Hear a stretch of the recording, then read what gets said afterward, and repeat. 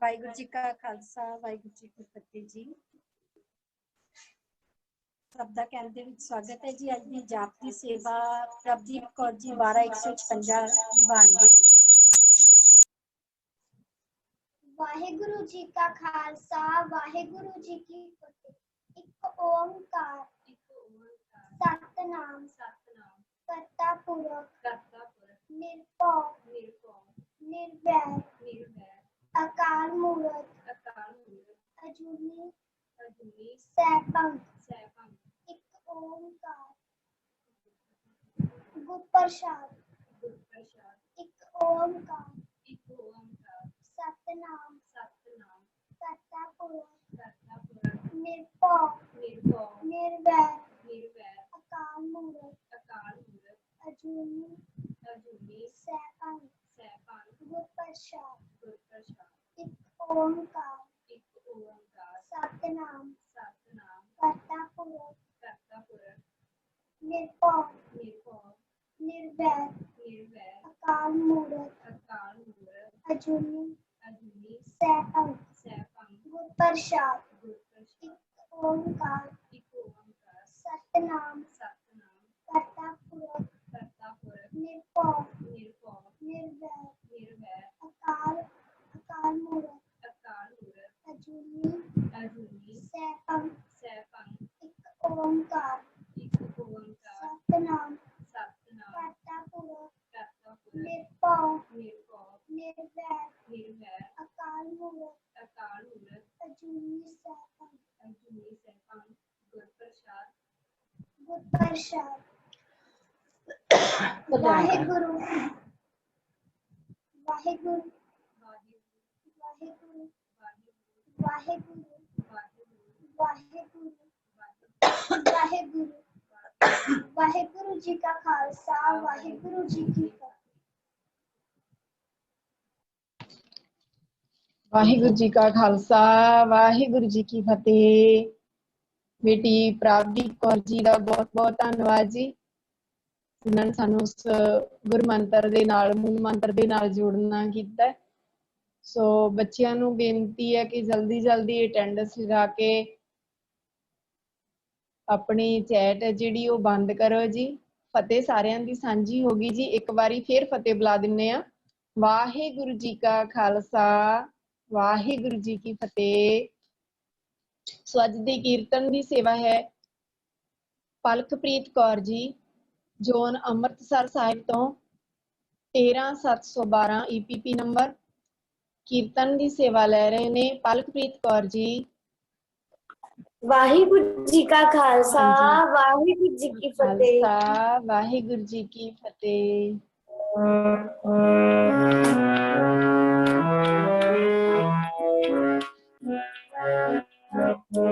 ਮੇਰੇ ਪ੍ਰਾਨੇ ਆਧਾਰੇ ਪ੍ਰਭ ਜੀ, ਮੇਰੇ ਪ੍ਰਾਨੇ ਆਧਾਰੇ ਪ੍ਰਭ ਜੀ, ਨਮਸਕਾਰ ਟਟੋਤ ਵੰਦਨਾ, ਨਮਸਕਾਰ ਟਟੋਤ ਵੰਦਨਾ, ਅਨੇਕ ਬਾਰ ਜਾਓ ਬਾਰੇ ਪ੍ਰਭ ਜੀ, ਮੇਰੇ ਪ੍ਰਾਨੇ ਆਧਾਰੇ ਪ੍ਰਭ ਜੀ।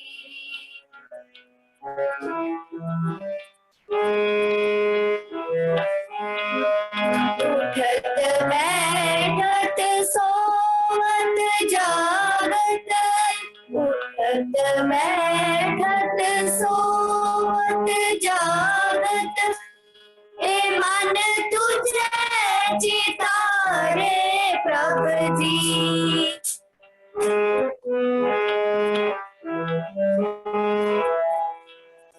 ए मन तुझे चितारे प्रभ जी, मेरे प्राणे आधारे प्रभ जी, मेरे प्राणे आधारे प्रभ जी।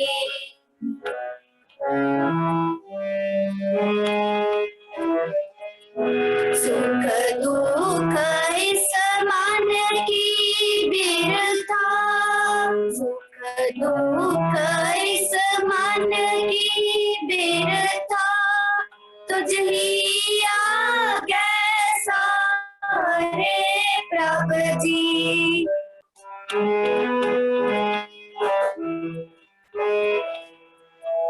तुझ ही आगे सारे प्रभु जी, तू मेरे प्राणे आधारे प्रभु जी, तू मेरे प्राणे आधारे प्रभु जी।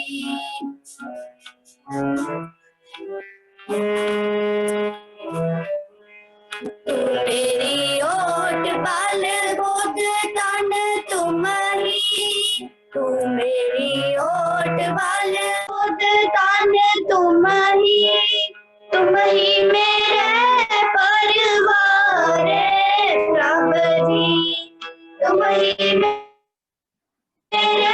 परिवार प्रभु जी, तू मेरे प्राणे आधारे प्रभु जी, तू मेरे प्राणे आधारे प्रभु जी।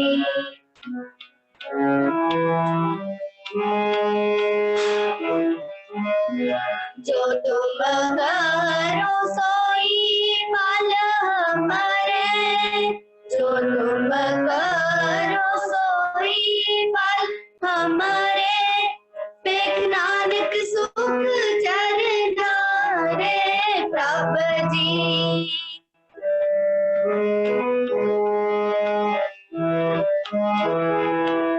पेख नानक सुख चरना रे प्रभु जी, तू मेरे प्राणे आधार प्रभु जी, तू मेरे प्राणे आधार प्रभु जी।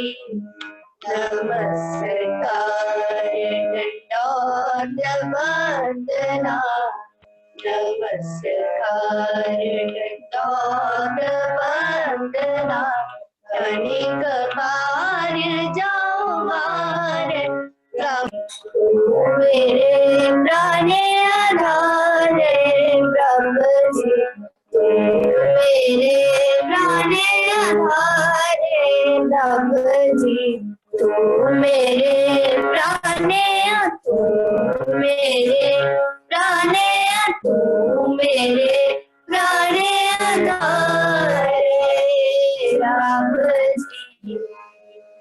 वाहिगुरु जी का खालसा, वाहिगुरु जी खालसा वाहिगुरु जी की फतेह। बहुत बहुत धन्यवाद जी। ਇੰਨੀ ਛੋਟੀ ਜੀ ਉਮਰ ਦੇ ਵਿੱਚ ਕਿੰਨਾ ਪਿਆਰਾ ਕੀਰਤਨ ਕੀਤਾ ਬੇਟੀ ਨੇ। ਬਹੁਤ ਬਹੁਤ ਧੰਨਵਾਦ ਜੀ ਪਲਕਪ੍ਰੀਤ ਕੌਰ ਜੀ ਦਾ। ਪ੍ਰਭ ਜੀ ਤੂੰ ਮੇਰੇ ਪ੍ਰਾਣ ਆਧਾਰੈ, ਨਮਸਕਾਰ ਡੰਡੌਤ ਬੰਦਨਾ, ਅਨਕ ਵਾਰ ਜਾਉ ਬਾਰੈ। ਸੱਚਮੁੱਚ ਸਾਡੇ ਪ੍ਰਾਣਾਂ ਦਾ ਆਸਰਾ ਉਹ ਵਾਹਿਗੁਰੂ ਜੀ ਹੈ। ਅਸੀਂ ਸੱਚਮੁੱਚ ਬਣਾ ਲਈਏ, ਕੋਈ ਹੋਰ ਆਸਰੇ ਦੀ ਲੋੜ ਨਾ ਪਵੇ। ਇੱਕੋ ਇੱਕ ਪਰਮਾਤਮਾ ਹੀ ਵਾਹਿਗੁਰੂ ਹੀ ਸਾਡਾ ਆਸਰਾ ਹੈ। ਤੂੰ ਮੇਰੀ ਓਟ ਬਾਲ ਬੁੱਧ ਧਨ ਤੁਮੈ ਮੇਰਾ ਪਰਿਵਾਰ ਹੈ। ਵਾਹਿਗੁਰੂ ਜੀ ਹੀ ਸਾਡਾ ਓਟ ਆਸਰਾ ਹੈ। ਸੋ ਬੇਟੀ ਦਾ ਬਹੁਤ ਬਹੁਤ ਧੰਨਵਾਦ ਜੀ। ਅੱਜ ਦਾ ਸੈਸ਼ਨ ਲੈਣ ਜਾ ਰਹੇ ਹਾਂ ਜੀ। ਅੱਜ ਆਪਣੇ ਨਾਲ ਜੁੜੇ ਨੇ ਗੁਰਜਿੰਦਰ ਸਿੰਘ ਜੀ ਫਿਰੋਜ਼ਪੁਰ ਤੋਂ, ਜਿਨ੍ਹਾਂ ਦਾ ਵਿਸ਼ਾ ਹੈ ਜੀ ਜਿਤ ਪੀਤੈ ਮਤ ਦੂਰ ਹੋਏ। ਸੋ ਵੀਰ ਜੀਆਂ ਨੂੰ ਬੇਨਤੀ ਹੈ ਕਿ ਉਹ ਆਪਣਾ ਸੈਸ਼ਨ ਲੈਣਗੇ ਜੀ। ਵਾਹਿਗੁਰੂ ਜੀ ਕਾ ਖਾਲਸਾ, ਵਾਹਿਗੁਰੂ ਜੀ ਕੀ ਫਤਿਹ। ਵਾਹਿਗੁਰੂ ਜੀ ਕੀ ਫਤਿਹ ਜੀ। ਇਸ ਮਾਧਿਅਮ ਰਾਹੀਂ ਜਿੰਨੇ ਵੀ ਵਿਦਿਆਰਥੀ ਵੀਰ ਭੈਣ ਜੁੜ ਕੇ ਬੈਠੇ ਨੇ, ਅੱਜ ਅਸੀਂ ਜੋ ਰੋਜ਼ਾਨਾ ਸਮਰ ਕੈਂਪ ਚੱਲ ਰਿਹਾ ਉਸ ਵਿੱਚ ਜੋ ਐਜੂਕੇਟ ਪੰਜਾਬ ਪ੍ਰੋਜੈਕਟ ਤੇ ਉਹਨਾਂ ਦੇ ਨਾਲ ਗੁਰੂ ਨਾਨਕ ਮਲਟੀਵਰਸਿਟੀ ਜਿਨ੍ਹਾਂ ਦੇ ਮੁੱਖ ਸੇਵਾਦਾਰ ਭਾਈ ਜਸਵਿੰਦਰ ਸਿੰਘ ਜੀ ਜੋ ਇੰਗਲੈਂਡ ਵਾਲੇ ਨੇ, ਉਹਨਾਂ ਨੇ ਉਪਰਾਲਾ ਕੀਤਾ। ਤਕਰੀਬਨ ਇਸ ਗੱਲ ਦਾ ਸਾਨੂੰ ਗਿਆਤ ਹੋਇਆ ਕਿ 5000 ਦੇ ਜਿਹੜੇ ਕਰੀਬ ਬੱਚੇ ਨੇ ਉਹ ਇੱਥੋਂ ਸਹਾਇਤਾ ਲੈ ਕੇ ਤੇ ਵਿਦਿਆ ਦੀ ਜਿਹੜੀ ਪ੍ਰਾਪਤੀ ਉਹ ਕਰ ਰਹੇ ਨੇ।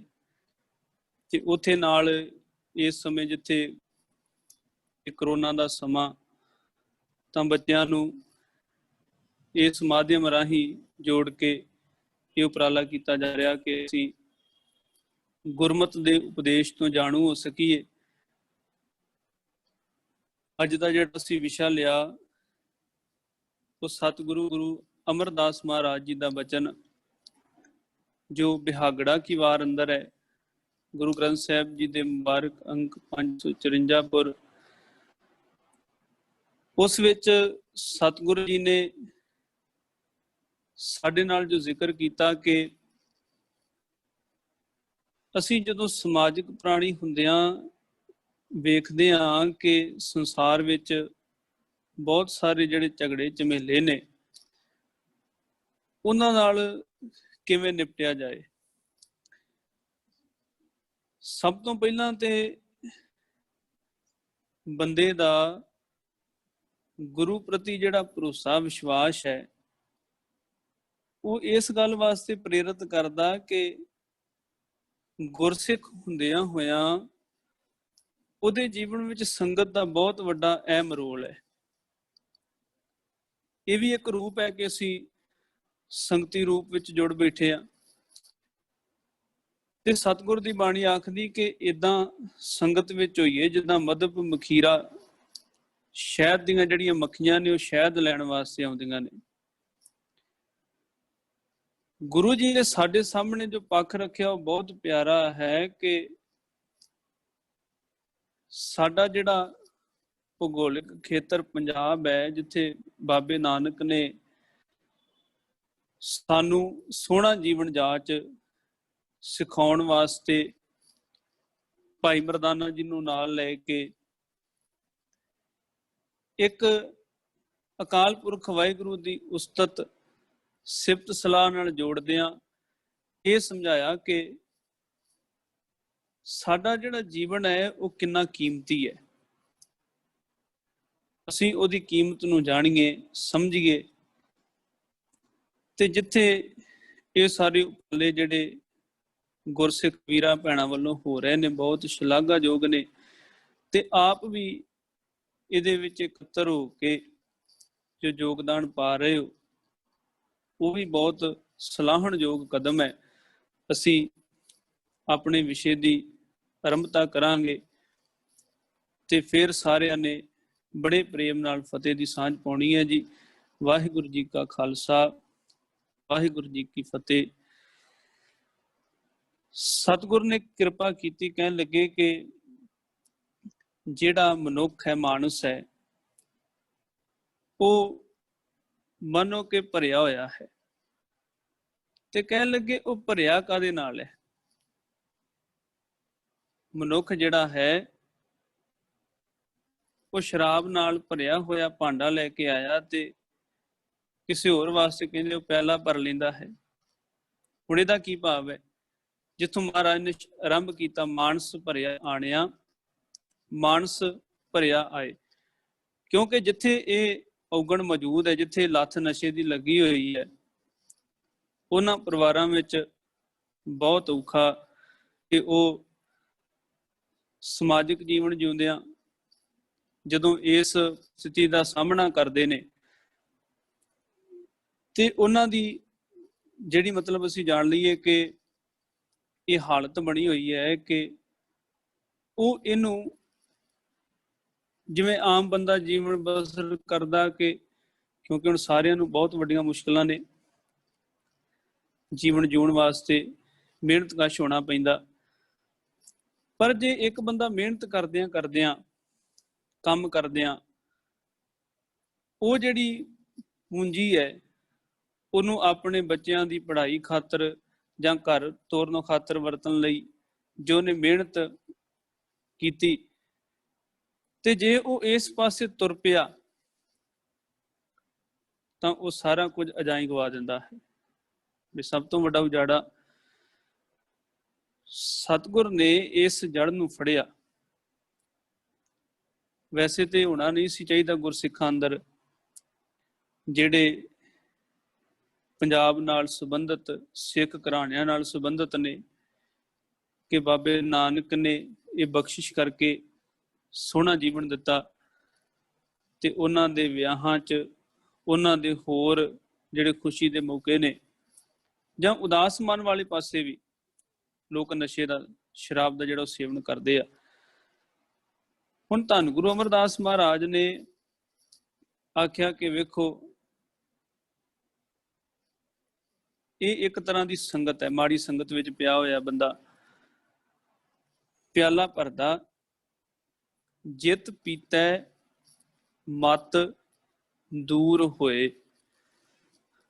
ਅਸੀਂ ਇਸ ਵਿਸ਼ੇ ਤੇ ਕੇਂਦਰਿਤ ਹਾਂ, ਜਿਸ ਦੇ ਪੀਣ ਨਾਲ ਸਾਹਿਬ ਕਹਿੰਦੇ ਅਕਲ ਦੂਰ ਹੋ ਜਾਂਦੀ ਹੈ। ਬਰਲ ਪਵੇ ਵਿੱਚ ਆਏ ਤੇ ਉਹ ਹੋਰ ਬਹੁਤ ਕੁਝ ਅਰਲ ਬਰਲ ਆਪਣੇ ਮੁਖ ਚੋਂ ਜਿਹੜਾ ਉਹ ਬੋਲਦਾ, ਤੇ ਆਖਦੇ ਕਿ ਸਾਡਾ ਜਿਹੜਾ ਕਰਮ ਹੈ, ਹੁਣ ਅਸੀਂ ਆਰੰਭਤਾ ਕਿੱਥੋਂ ਕਰਾਂਗੇ ਕਿ ਗੁਰੂ ਨਾਨਕ ਸਾਹਿਬ ਮਹਾਰਾਜ ਜਿਸ ਵੇਲੇ ਪਹਾੜਾਂ ਦੀਆਂ ਕੰਦਰਾਂ 'ਚ ਜੋਗੀਆਂ ਕੋਲ, ਸਿੱਧਾਂ ਕੋਲ ਜਾਂਦੇ ਨੇ, ਉੱਥੇ ਵੀ ਉਹਨਾਂ ਨੇ ਆਖਿਆ ਜੀ ਤੁਸੀਂ ਇਹ ਪਿਆਲਾ ਲਓ, ਇਹਦੇ ਨਾਲ ਕੀ ਹੁੰਦਾ? ਕਹਿਣ ਲੱਗੇ ਇਹਦੇ ਨਾਲ ਤੁਹਾਡੀ ਸੁਰਤ ਜੁੜਦੀ ਹੈ। ਕਿੰਨਾ ਚਿਰ? ਇਹ 8 ਪੈਰ ਨੇ, 4 ਪੈਰ ਸੌਂ ਲਿਆ, 4 ਪੈਰ ਸੁਰਤ ਜੁੜ ਗਈ, ਅਗਲੇ 4 ਪੈਰ ਫਿਰ ਤੁਸੀਂ ਇਹ ਪਿਆਲਾ ਲੈ ਲਿਓ। ਹੁਣ ਬਾਣੀ ਵਿੱਚ ਇੱਕ ਬਚਨ ਹੈ ਕਿ ਜੇ ਤੁਸੀਂ ਇਹ ਸਾਰਾ ਕੁਝ ਛੱਡ ਦਿਓ, ਗੁੜ ਕਰ ਗਿਆਨ ਧਿਆਨ ਕਰ ਧਾਵੈ, ਕਰ ਕਰਨੀ ਕਛ ਪਾਈਐ, ਭਾਠੀ ਭਵਨ ਪ੍ਰੇਮ ਕਾ ਪੋਚਾ, ਇਤ ਅਨ ਅਮਿਓ ਚਵਾਈਐ। ਬਾਬਾ ਮਨ ਮਤਵਾਰੂ ਨਾਮ ਰਸ ਪੀਵੈ। ਬਾਬੇ ਨੇ ਆਖਿਆ ਤੇਰਾ ਮੱਤਿਆ ਹੋਇਆ ਮਨ ਇਹ ਨਾਮ ਰਸ ਪੀਵੇ, ਉਹਦੇ ਵਾਸਤੇ ਕੀ ਕਰ? ਬਾਕੀ ਸਾਰਾ ਕੁਝ ਛੱਡ। ਪਹਿਲਾਂ ਕੀ ਕਰ? ਸ਼ਰਾਬ ਬਣਾਉਣ ਵਾਸਤੇ ਗੁੜ ਦੀ ਵਰਤੋਂ ਹੁੰਦੀ ਹੈ। ਕਹਿਣ ਲੱਗੇ ਗੁੜ ਕਰ ਗਿਆਨ, ਤੂੰ ਗਿਆਨ ਲੈ। ਸਭ ਤੋਂ ਪਹਿਲਾਂ ਤੂੰ ਗਿਆਨ ਦੀ ਜਿਹੜੀ ਸੋਝੀ ਹੈ ਉਹ ਹੁਣ ਕਿੱਥੋਂ ਸ਼ੁਰੂ ਹੋਏਗੀ? ਕਹਿਣ ਲੱਗੇ ਕਿ ਜਿਹੜਾ ਸਤਿਗੁਰ ਨੇ ਸਾਨੂੰ ਬੜਾ ਸੌਖਾ ਰਾਹ ਦੱਸਿਆ, ਅਸੀਂ ਭਾਵੇਂ ਇੱਧਰ ਉੱਧਰ ਹੋਰ ਬਹੁਤ ਕੁਝ ਕਰਦੇ ਹਾਂ, ਪਰ ਇਹ ਬੜਾ ਸੁਖੱਲਾ ਰਸਤਾ ਕਿ ਸੰਗਤ ਕਰਦੇ ਹਾਂ, ਗੁਰਸਿੱਖ ਜੀਵਨ ਬਸਰ ਕਰਦੇ ਹਾਂ। ਅਸੀਂ ਜੇ ਆਪਣੇ ਜੀਵਨ ਨੂੰ ਪਰਮਾਤਮਾ ਨਾਲ ਡੂੰਘੀ ਸਾਂਝ ਬਣਾ ਲਈਏ, ਇਸ ਗਿਆਨ ਨੂੰ ਆਪਣੇ ਜੀਵਨ ਦਾ ਆਸਰਾ ਬਣਾਈਏ, ਇਹਦੇ ਵਾਸਤੇ ਅਸੀਂ ਸਭ ਤੋਂ ਪਹਿਲਾਂ ਇਹ ਯਤਨ ਕਰੀਏ ਕਿ ਨਿਤਨੇਮੀ ਹੋਈਏ। ਸਵੇਰ ਵੇਲੇ ਬਾਣੀਆਂ ਜੋ ਸਾਡੇ ਪੰਥ ਨੇ ਪ੍ਰਵਾਨ ਕੀਤੀਆਂ ਸ਼ਾਮ ਵੇਲੇ ਦੀਆਂ, ਉਹਦੇ ਤੋਂ ਬਾਅਦ ਇੱਕ ਮੱਧ ਸਾਡੇ ਵਿਦਵਾਨਾਂ ਨੇ ਹੋਰ ਪਾਈ ਰਹਿਤ ਮਰਿਆਦਾ ਅੰਦਰ, ਆਖਿਆ ਕਿ ਹਰ ਸਿੱਖ ਆਪਣੇ ਜੀਵਨ ਅੰਦਰ ਲੱਗਦੀ ਵਾ ਸਹਿਜ ਪਾਠ ਜਾਰੀ ਰੱਖੇ। ਹੁਣ ਸਹਿਜ ਪਾਠ ਭਾਵੇਂ ਉਹ 1 ਸ਼ਬਦ ਪੜ੍ਹੇ, 2 ਸ਼ਬਦ, 1 ਅੰਕ 2 ਅੰਕ ਪੜ੍ਹੇ, ਜਿਸ ਵੇਲੇ ਉਹਦਾ ਸਹਿਜ ਪਾਠ ਜਾਰੀ ਰਹੇਗਾ ਉਸ ਵੇਲੇ ਉਹਨੂੰ ਇਹ ਅਹਿਸਾਸ ਹੋਏਗਾ ਕਿ ਮੇਰੀ ਜਿਹੜੀ ਸਾਂਝ ਹੈ ਉਹ ਰੋਜ਼ ਗੁਰੂ ਨਾਲ ਪੈਂਦੀ ਹੈ। ਗਿਆਨ, ਰੋਜ਼ ਉਪਦੇਸ਼, ਰੋਜ਼ ਸਤਿਗੁਰੂ ਜੀ ਦੇ ਹੁਕਮਨਾਮੇ ਦੇ ਰੂਪ ਵਿੱਚ ਜਿਹੜੀ ਬਾਣੀ ਅਸੀਂ ਪੜ੍ਹੀ, ਅਸੀਂ ਉਹਦੇ ਵਿੱਚੋਂ ਸਿੱਖਿਆ ਲੈ ਕੇ ਆਪਣਾ ਉਹ ਦਿਨ, ਆਪਣਾ ਉਹ ਸਮਾਂ ਬਤੀਤ ਕੀਤਾ। ਹੁਣ ਕਹਿੰਦੇ ਗਿਆਨ ਤੇਰੇ ਕੋਲ ਹੋਵੇ ਤੇ ਉਹ ਮਨ ਨੂੰ ਗੋੜ ਹੋਵੇ, ਧਿਆਨ ਕਰ ਧਾਵੈ। ਜਿਹੜੀ ਤੇਰੀ ਸੁਰਤ ਜੁੜੀ ਹੋਈ ਹੈ, ਹੁਣ ਇੱਕ ਖਾਸ ਕਿਸਮ ਦੇ ਫੁੱਲ ਬੂਹੇ ਦੇ ਉਹਦੇ 'ਚ ਵਰਤੇ ਜਾਂਦੇ ਸਨ। ਕਹਿਣ ਲੱਗੇ ਜਿਹੜੀ ਤੇਰੀ ਸੁਰਤ ਜੁੜੀ ਹੈ ਨਾ, ਉਹਨੂੰ ਤੂੰ ਧਿਆਨ ਕਰ, ਉਹ ਮਹੂਏ ਦੇ ਫੁੱਲ ਉਹਦੇ ਵਿੱਚ ਪਾ, ਉਹਦੀ ਸੁਗੰਧੀ ਵਾਸਤੇ। ਗਿਆਨ, ਉਹਦੇ ਤੋਂ ਬਾਅਦ ਧਿਆਨ। ਜਿਸ ਵੇਲੇ ਤੈਨੂੰ ਸੋਝੀ ਆਵੇ ਤੇ ਤੇਰੀ ਸੁਰਤ ਉਹਦੇ ਵਿੱਚ ਜੁੜੇ। ਕਈ ਵਾਰ ਐਸਾ ਹੁੰਦਾ ਨਾ ਕਿ ਅਸੀਂ ਆਖਦੇ ਹਾਂ ਕਿ ਮੈਨੂੰ ਸਮਝ ਆ ਗਈ ਹੈ, ਜਾਂ ਏਦਾਂ ਦਾ ਆਸ-ਪਾਸ ਚੱਲ ਰਿਹਾ ਕਿ ਜਿਹਨੂੰ ਜ਼ਿਆਦਾ ਸਮਝ ਆ ਗਈ ਉਹ ਆਪਣੇ ਨਾਲ ਹੋਰ ਤਖੱਲਸ ਲਾ ਲੈਂਦਾ। ਪਰ ਗੁਰੂ ਨੇ ਸਾਨੂੰ ਕਿੱਥੇ ਰੱਖਿਆ? ਕਰ ਕਰਨੀ ਕਸ ਪਾਈਏ। ਆਖਿਆ ਕਿਕਰਾਂ ਦੇ ਸੱਕ ਬਣਾ, ਉਹਦੇ ਚ ਰਲਾ, ਉਹਨੂੰ ਆਖਿਆ ਉੱਚਾ ਆਚਰਣ। ਸ਼ੁਰੂ ਕਿੱਥੋਂ ਹੋਇਆ? ਅਸੀਂ ਜਦੋਂ ਪੜ੍ਹਿਆ, ਗਿਆਨ ਲਿਆ, ਜਪਜੀ ਸਾਹਿਬ ਵਿੱਚੋਂ ਅਸੀਂ ਪੜ੍ਹਿਆ, ਮੋਹ ਕੇ ਬੋਲਣ ਬੋਲੀਏ ਜਿਤ ਸੁਣ ਧਰੇ ਪਿਆਰ। ਅਸੀਂ ਇੱਥੋਂ ਸ਼ੁਰੂ ਹੋਏ ਗਿਆਨ ਤੋਂ, ਕਿ ਸਤਿਗੁਰ ਨੇ ਸਭ ਨੂੰ ਸਭ ਤੋਂ ਪਹਿਲਾਂ ਇਹ ਗਿਆਨ ਦਿੱਤਾ। ਹੁਣ ਜਦੋਂ ਅਸੀਂ ਰੋਜ਼ ਪੜਾਂਗੇ ਸਾਡੇ ਮਨ 'ਚ ਖਿਆਲ ਆਏਗਾ ਕਿ ਅਸੀਂ ਸਭ ਤੋਂ ਪਹਿਲਾਂ ਕੀ ਕਰਨਾ? ਉਹ ਬੋਲ ਬੋਲਣੇ ਆ ਜਿਹਦੇ ਨਾਲ ਪਿਆਰ ਪੈਦਾ ਹੋਵੇ, ਜਿਨ੍ਹਾਂ ਬੋਲਾਂ 'ਚ ਨਫ਼ਰਤ ਨਾ ਹੋਵੇ, ਜਿਨ੍ਹਾਂ ਬੋਲਾਂ 'ਚ ਈਰਖਾ ਨਾ ਹੋਵੇ। ਹੁਣ ਉੱਚਾ ਆਚਰਣ ਤਾਂ ਹੋ ਸਕਦਾ ਜੇ ਸਾਡੇ ਕੋਲ ਗਿਆਨ ਤੇ ਧਿਆਨ ਹੋਵੇ, ਸੁਰਤ ਜੁੜੇ। ਉਹਦੇ ਤੋਂ ਬਾਅਦ ਸਾਡਾ ਜਿਹੜਾ ਆਚਰਣ ਉਹ ਉੱਚਾ ਹੋਏਗਾ। ਤੇ ਇੱਕ ਪਾਸੇ ਸੁਰਤ ਨੂੰ ਟਿਕਾਉਣ ਲਈ ਜਿਹੜੇ ਸ਼ਰਾਬ ਪੀਂਦੇ ਸਨ, ਨਸ਼ਾ ਉਤਰ ਗਿਆ, ਸੁਰਤ ਉਖੜ ਜਾਂਦੀ। ਮਹਾਰਾਜ ਗੁਰੂ ਅਮਰਦਾਸ ਮਹਾਰਾਜ ਨੇ ਇਹ ਕਿਰਪਾ ਕੀਤੀ ਕਿ ਇੱਕ ਉਹ ਹੈ ਜਿਹੜੀ ਸੰਗਤ 'ਚ ਬੈਠ ਕੇ ਬੰਦਾ ਆਪਣੀ ਸੁਰਤ ਗਵਾ ਦਿੰਦਾ, ਮਤ ਗਵਾ ਦਿੰਦਾ। ਇੱਕ ਪਾਸੇ ਜਿਤ ਪੀਤੇ ਮਾਤ ਦੂਰ ਹੈ ਬਰਲ ਪਵੇ ਵਿਚਾਏ। ਇਹ ਆਪਣੇ ਜੀਵਨ ਨੂੰ ਬਰਲ ਵਿੱਚ, ਉਹਨੂੰ ਕੋਈ ਪਤਾ ਨਹੀਂ ਲੱਗ ਰਿਹਾ। ਉਹਦੀ ਬਰਲ ਦੀ ਸਤਿਗੁਰ ਜੀ ਨੇ ਅੱਗੇ ਜਿਸ ਵੇਲੇ ਪਰਿਭਾਸ਼ਾ ਦਿੱਤੀ, ਕਹਿਣ ਲੱਗੇ ਉਹ ਕੀ ਹੈ? ਆਪਣਾ ਪਰਾਇਆ ਨਾ ਪਛਾਣੇ, ਖਸਮੋ ਧੱਕੇ ਖਾਏ। ਹੁਣ ਇਸ ਬਰਲ ਵਿੱਚ ਨਾ ਤੇ ਉਹਨੂੰ ਆਪਣੀ ਪਹਿਚਾਣ ਹੈ ਕਿ ਮੈਂ ਕੌਣ ਆ, ਮੇਰੇ ਸਾਹਮਣੇ ਖਲੋਤਾ ਕੌਣ ਹੈ, ਤੇ ਮਾਲਕ ਵੱਲੋਂ ਤੇ ਕਹਿਣ ਲੱਗੇ ਉਹਨੂੰ ਧੱਕੇ ਪੈਂਦੇ ਨੇ। ਇੱਥੇ ਇੱਕ ਅਸੀਂ ਛੋਟੀ ਜਿਹੀ ਸਾਖੀ ਸਮਝ ਲਈਏ, ਜੋ ਸ਼ਬਦ ਅਸੀਂ ਗੁਰੂ ਨਾਨਕ ਸਾਹਿਬ ਦਾ ਪੜ੍ਹਿਆ, ਜਿਹਦੇ ਵਿੱਚ ਉਹਨਾਂ ਨੇ ਆਚਰਣ ਦੀ ਗੱਲ ਕੀਤੀ ਕਿ ਗੁਰੂ ਕੇ ਸਿੱਖਾਂ ਦਾ ਆਚਰਣ ਕਿੰਨਾ ਵੱਡਾ ਹੈ। ਜੈ ਸਿੰਘ ਕਲਕਟ ਸਿੱਖ ਹੋਇਆ ਤੇ ਕਿਸੇ ਮੁਗਲ ਸਿਪਾਹੀ ਨੇ ਆਖਿਆ ਕਿ ਇਹ ਕਿਸੇ ਹਾਕਮ ਦੀ ਪੰਡ ਹੈ ਤੇ ਚੁੱਕ ਕੇ ਇੱਕ ਪਾਰ ਤੋਂ ਦੂਜੇ ਪਾਰ ਲੈ ਕੇ ਜਾਣੀ ਹੈ। ਉਹ ਕਹਿਣ ਲੱਗਾ ਜੀ ਮੈਨੂੰ ਦੱਸੋ ਇਹਦੇ ਵਿੱਚ ਕੀ ਹੈ। ਕਹਿਣ ਲੱਗੇ ਬਸ ਤੈਨੂੰ ਹੁਕਮ ਹੋਇਆ ਤੂੰ ਤਮੀਲ ਕਰ, ਇਹਨੂੰ ਇੱਕ ਜਗ੍ਹਾ ਤੋਂ ਲੈ ਕੇ ਤੇ ਦੂਜੀ ਜਗ੍ਹਾ ਤੇ ਛੱਡ ਕੇ ਆਉਣਾ। ਉਹਨੇ ਜਦੋਂ ਪੁੱਛਿਆ, ਕਹਿਣ ਲੱਗੇ ਵੀ ਦੱਸੋ ਇਹਦੇ ਚ ਕੀ ਹੈ। ਕਹਿਣ ਲੱਗੇ ਉਸ ਹਾਕਮ ਦਾ ਹੁਕਾ। ਆਖਣ ਲੱਗਾ ਜੀ ਸਾਡੇ ਗੁਰੂ ਦਾ ਹੁਕਮ ਹੈ, ਅਸੀਂ ਨਸ਼ੇ ਨੂੰ ਹੱਥ ਨਹੀਂ ਲਾਉਂਦੇ, ਭਾਵੇਂ ਹਾਕਮ ਹੋਵੇ, ਭਾਵੇਂ ਜਿਹੜਾ ਮਰਜ਼ੀ ਹੋਵੇ। ਹੁਣ ਉਹਨਾਂ ਨੇ ਆਖਿਆ ਕਿ ਜਾਂ ਤੇ ਹੁਕਮ ਮੰਨਣਾ ਪਏਗਾ ਜਾਂ ਫਿਰ ਅਸੀਂ ਤਸੀਹੇ ਦੇਵਾਂਗੇ। ਸਾਰਾ ਕੁਝ ਮਨਜ਼ੂਰ ਹੈ, ਪਰ ਸਿੱਖ ਹੁੰਦਿਆਂ ਹੋਇਆਂ ਮੈਂ ਤੁਹਾਡੇ ਹੁਕੇ ਨੂੰ, ਇਸ ਪੰਡ ਨੂੰ ਆਪਣੇ ਸਿਰ ਤੇ ਨਹੀਂ ਰੱਖਣਾ। ਇਤਿਹਾਸ 'ਚ ਜ਼ਿਕਰ ਮਿਲਦਾ ਕਿ ਪੁੱਠਾ ਟੰਗ ਕੇ ਉਸ ਸਿੱਖ ਦੀ ਖਲ ਜਿਹੜੀ ਸੀ, ਚਮੜੀ ਸੀ, ਲਾਹ ਦਿੱਤੀ ਗਈ, ਪਰ ਉਸ ਸਿੱਖ ਨੇ ਇਸ ਹੁੱਕੇ ਦੀ ਪੰਡ ਨੂੰ ਆਪਣੇ ਸਿਰ ਤੇ ਨਹੀਂ ਰੱਖਿਆ। ਅਸੀਂ ਵੇਖੀਏ ਕਿ ਅੱਜ ਦੇ ਸਮੇਂ ਵਿੱਚ ਕੀ ਹੋ ਰਿਹਾ। ਨਸ਼ੇ ਨਾਲ ਹਉਮੈ ਸਾਡੇ ਘਰਾਂ 'ਚ, ਫਿਰ ਲੱਚਰਤਾ। ਜਿਹੜੇ ਗੁਰੂ ਦਾ ਸ਼ੁਕਰਾਨਾ ਕਰਕੇ ਕਾਰਜ ਆਰੰਭ ਕਰਦੇ ਨੇ ਉਹ ਫਿਰ ਇਹਨਾਂ ਔਗਣਾਂ 'ਚ ਫਸਦੇ ਨੇ ਤੇ ਕਹਿੰਦੇ ਇਹ ਮੱਤ ਤੇਰੇ ਕੋਲੋਂ ਦੂਰ ਹੋ ਗਈ। ਹੁਣ ਨਾ ਤੈਨੂੰ ਆਪਣੇ ਦੀ ਪਛਾਣ ਹੈ ਤੇ ਨਾ ਤੈਨੂੰ ਪਰਾਏ ਦੀ ਪਛਾਣ ਹੈ। ਆਪਣਾ ਪਰਾਇਆ ਨਾ ਪਛਾਣੇ, ਖਸਮੋਂ ਧੱਕੇ ਖਾਏ। ਪਰ ਜਿਹੜੇ ਖਸਮ ਦੀ ਰਜ਼ਾ ਵਿੱਚ ਤੁਰਦੇ ਨੇ, ਖਸਮ ਦੀ ਰਜ਼ਾ ਵਿੱਚ ਚੱਲਦੇ ਨੇ, ਉਹਨਾਂ ਨੇ ਆਪਣੀਆਂ ਪੁੱਠੀਆਂ ਖੱਲਾਂ ਲਗਾਈਆਂ। ਹੁਣ ਇਹ ਮਦ ਸਾਡੀ ਰਹਿਤ ਮਰਿਆਦਾ ਵਿੱਚ ਇੱਕ 4 ਕੁਰੈਤਨ ਦਾ ਜ਼ਿਕਰ ਜਿੱਥੇ ਆਇਆ ਨਾ, ਉੱਥੇ ਤੰਬਾਕੂ ਵਰਤਣਾ ਵੀ ਹੈ।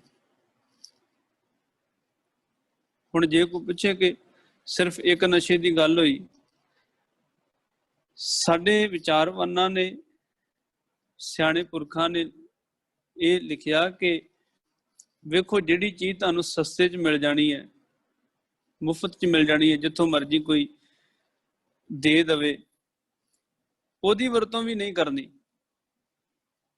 ਇਸ ਦੇ ਕੋਲੋਂ ਪੈਸੇ ਦੇ ਕੇ ਲੋਕ ਨਸ਼ਾ ਕਰਦੇ ਨੇ ਨਾ, ਤੇ ਜਿੰਨਾ ਮਹਿੰਗਾ ਨਸ਼ਾ ਕੋਈ ਕਰੇ ਉਹਨੂੰ ਆਪਣਾ ਉਨਾ ਵੱਡਾ ਸਟੇਟਸ ਦੱਸਦਾ ਕਿ ਵੇਖੋ ਮੇਰੇ ਕੋਲ ਕਿੰਨੇ ਪੈਸੇ ਨੇ ਜਾਂ ਮੈਂ ਕਿਵੇਂ ਦਾ ਨਸ਼ਾ ਕਰਦਾ। ਉੱਥੇ ਇਹ ਜ਼ਿਕਰ ਤਾਂ ਕੀਤਾ ਕਿ ਜਿਹੜਾ ਫ੍ਰੀ ਵਿੱਚ ਮਿਲਣ ਵਾਲਾ ਨਸ਼ਾ ਵੀ ਹੈ ਨਾ, ਸਿੱਖ ਜੇ ਉਹ ਵੀ ਕਰੇ ਤੇ ਉਹ ਰਹਿਤ ਤੋਂ ਦੋਸ਼ੀ ਹੋ ਜਾਂਦਾ ਹੈ।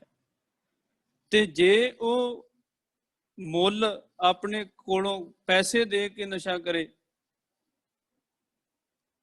ਤੇ ਕਹਿਣ ਲੱਗੇ ਇਹਦੇ ਨਾਲ ਦੀ ਤਰਾਸਦੀ ਕੀ ਹੋਏਗੀ। ਸਿੱਖ ਨੂੰ ਤੇ ਇਹ ਹੁਕਮ ਹੈ ਕਿ ਉਹ ਮੁਫਤ ਵਿੱਚ ਮਿਲਣ ਵਾਲਾ ਨਸ਼ਾ ਵੀ ਨਹੀਂ ਕਰਦਾ, ਨਹੀਂ ਤੇ ਉਹ ਗੁਰੂ ਦਰਸਾਏ ਰਾਹ ਤੋਂ ਪਾਸੇ ਹੋ ਜਾਂਦਾ ਹੈ, ਉਹ ਇਸ ਮਾਰਗ ਤੋਂ ਹਟ ਜਾਂਦਾ। ਸਤਿਗੁਰੂ ਗੁਰੂ ਅਮਰਦਾਸ ਮਹਾਰਾਜ ਨੇ ਇਹ ਬਚਨ ਕੀਤਾ ਕਿ ਉਹਨੂੰ ਆਪਣੇ ਪਰਾਏ ਦੀ ਪਹਿਚਾਣ ਨਹੀਂ ਰਹਿੰਦੀ। ਹੁਣ ਆਪਣੇ ਉਹਦੇ ਕੀ ਆਖਦੇ ਨੇ, ਮਾਂ ਹੈ, ਪਤਨੀ ਹੈ, ਭੈਣ ਭਰਾ ਨੇ, ਉਹ ਕਹਿਣਗੇ ਤੂੰ ਨਸ਼ਾ ਛੱਡ, ਇਹ ਤੈਨੂੰ ਉਜਾੜ ਦੇਗਾ, ਤੈਨੂੰ ਇਹਦੇ ਚੋਂ ਮਿਲਣਾ ਥੋੜੀ ਹੈ ਕੁਛ। ਹੁਣ ਉਹਨੂੰ ਲੱਗੇਗਾ ਨਹੀਂ,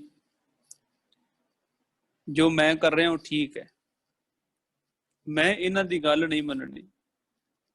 ਤੇ ਜਿਹੜੇ ਬੰਦੇ ਉਹਨੂੰ ਉਜਾੜ ਰਹੇ ਨੇ, ਜਿਨ੍ਹਾਂ ਦੀਆਂ ਮਹਿਫਲਾਂ 'ਚ ਬਹਿੰਦਾ ਜਾ ਕੇ, ਜਿਹੜੀ ਸੰਗਤ ਵਿੱਚ ਬਹਿੰਦਾ, ਜਿਹੜੇ ਕਹਿੰਦੇ ਤੂੰ ਕੋਈ ਗੱਲ ਨਹੀਂ ਥੋੜੀ ਜਿਹੀ ਪੀ ਲਾ, ਉਹ ਉਹਨੂੰ ਆਪਣੇ ਲੱਗਦੇ ਨੇ। ਜਿਹੜੇ ਆਪਣੇ ਉਹਨੂੰ ਇਸ ਕੰਮ ਤੋਂ ਰੋਕਦੇ ਆ, ਉਹਨੂੰ ਪਰਾਏ ਲੱਗਦੇ ਆ। ਹੁਣ ਇੱਕ ਘਟਨਾ ਗੁਰੂ ਅੰਗਦ ਸਾਹਿਬ ਮਹਾਰਾਜ ਦੇ ਵੇਲੇ ਦੀ ਹੈ, ਜਿਸ ਵੇਲੇ ਉੱਥੋਂ ਦਾ ਇੱਕ ਚੌਧਰੀ ਸੀ ਮਲੂਕਾ, ਉਹ ਕਿਸੇ ਉੱਥੇ ਜੋਗੀ ਕੋਲ ਜਾਣ ਲੱਗ ਪਿਆ। ਉੱਥੋਂ ਨੂੰ ਨਸ਼ੇ ਦੀ ਆਦਤ, ਚਿਲਮ ਪੀਣੀ ਜਾਂ ਹੌਲੀ ਹੌਲੀ ਉਹਨੂੰ ਨਸ਼ੇ ਦੀ ਜਿਹੜੀ ਆਦਤ ਉਹ ਪੈ ਗਈ। ਹੁਣ ਨਸ਼ੇ ਨਾਲ ਸਰੀਰ ਜਿਹੜਾ ਸੀ ਹੌਲੀ ਹੌਲੀ ਆਦੀ ਹੋ ਗਿਆ ਤੇ ਅੰਦਰੋਂ ਖੋਖਲਾ ਹੁੰਦਾ ਗਿਆ। ਇਤਿਹਾਸਕਾਰ ਲਿਖਦੇ ਕਿ ਦੌਰੇ ਪੈਣੇ ਸ਼ੁਰੂ ਹੋ ਗਏ। ਅਚਾਨਕ ਇਹ ਮਿਰਗੀ ਦੀ ਬਿਮਾਰੀ, ਰੋਗ ਉਹਨੂੰ ਲੱਗ ਗਿਆ।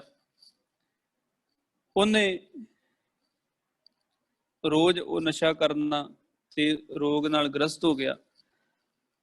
ਹੁਣ ਕਹਿਣ ਲੱਗੇ ਕਿ ਕੀ ਹਾਲ ਹੈ। ਮਨ ਮੇਰ ਪਈ, ਇੱਕ ਦਿਨ ਕਿਸੇ ਦੇ ਕਹਿ ਕਹਾਏ, ਕਹਿਣ ਲੱਗੇ ਗੁਰੂ ਅੰਗਦ ਸਾਹਿਬ ਮਹਾਰਾਜ ਕੋਲ ਚਲਿਆ ਗਿਆ। ਹੁਣ ਸਤਿਗੁਰ ਜੀ ਨੇ ਇਹ ਉਪਦੇਸ਼ ਕੀਤਾ, ਕਹਿਣ ਲੱਗੇ ਕਿ ਸ਼ਰਾਬ ਛੱਡ ਤੇ ਸਭ ਤੋਂ ਪਹਿਲਾਂ ਜੋ ਸਿਫਤ ਸਲਾਹ ਹੈ ਨਾ, ਉਹ ਸ਼ੁਰੂ ਕਰ। ਇਹ ਜਿਹੜੀ ਤੈਨੂੰ ਲੱਤ ਲੱਗੀ ਹੈ ਨਸ਼ੇ ਦੀ, ਜਿਹੜਾ ਵੀ ਨਸ਼ਾ ਕਰਦਾ ਉਹਨੂੰ ਛੱਡ। ਹੁਣ ਅਸੀਂ ਵੇਖਦੇ ਹਾਂ ਕਿ ਨਿਰਾਸ਼ ਹੋਏ ਇਹ ਨੌਜਵਾਨ ਪੀੜ੍ਹੀ, ਜਾਂ ਜਿਹੜੇ ਲੋਕ ਕਹਿਣਗੇ ਸਾਡੇ ਕੋਲ ਕਾਰ ਵਿਹਾਰ ਕੋਈ ਨਹੀਂ, ਅਸੀਂ ਕੀ ਕਰੀਏ, ਖਾਣ ਵਾਸਤੇ ਕੁਝ ਨਹੀਂ। ਪਰ ਨਸ਼ਾ ਕਰਨ ਵਾਸਤੇ ਉਹਨਾਂ ਕੋਲ ਪੈਸੇ ਕਿੱਥੋਂ ਆਉਂਦੇ ਨੇ? ਉਹਦਾ ਤਾਂ ਇੰਤਜ਼ਾਮ ਕਰਦੇ ਨੇ ਨਾ। ਖੈਰ ਕੀ ਹੋਇਆ ਕਿ ਗੁਰੂ ਅੰਗਦ ਸਾਹਿਬ ਮਹਾਰਾਜ ਨੇ ਆਖਿਆ ਕਿ ਚੌਧਰੀ ਇੱਕ ਤੇ ਸਿਫਤ ਸਲਾਹ ਸ਼ੁਰੂ ਕਰ ਦੇ ਤੇ ਦੂਸਰਾ ਉੱਥੇ ਜਾਣਾ ਛੱਡ ਦੇ, ਕਿਉਂਕਿ ਨਸ਼ਾ ਹੀ ਹੈ ਜਿਹਦੇ ਨਾਲ ਤੇਰੀ ਇਹ ਜਿਹੜੀ ਹਾਲਤ ਹੈ ਨਾ, ਇਹ ਬਦ ਤੋਂ ਬਦਤਰ ਹੋ ਗਈ ਹੈ। ਮੰਨ ਗਿਆ, ਨਸ਼ਾ ਛੱਡਿਆ, ਚਲੋ ਜਿੰਨੀ ਸੰਗਤ ਹੋਣੀ ਸੀ ਕਰਨੀ ਸ਼ੁਰੂ ਕੀਤੀ। ਹੌਲੀ ਹੌਲੀ ਮੋੜਾ ਪੈਣਾ ਸ਼ੁਰੂ ਹੋ ਗਿਆ,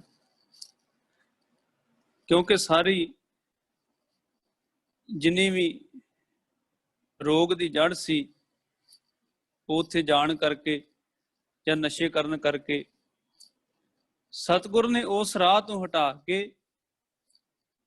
ਤੇ ਸਿਫਤ ਵਾਲੇ ਪਾਸੇ ਲਾ ਦਿੱਤਾ ਕਿ ਅਕਾਲ ਪੁਰਖ ਵਾਹਿਗੁਰੂ ਦੀ ਸਿਫਤ ਕਰ, ਜਿਹਨੇ ਇੰਨਾ ਸੋਹਣਾ ਸਰੀਰ, ਜਿਹਨੂੰ ਮਹਾਰਾਜ ਨੇ ਬਾਣੀ 'ਚ ਹਰਮੰਦਰ ਵੀ ਆਖਿਆ ਕਿ ਇਹ ਉਹਦਾ ਵਾਸ ਕਰਨ ਵਾਲਾ ਸਥਾਨ ਹੈ।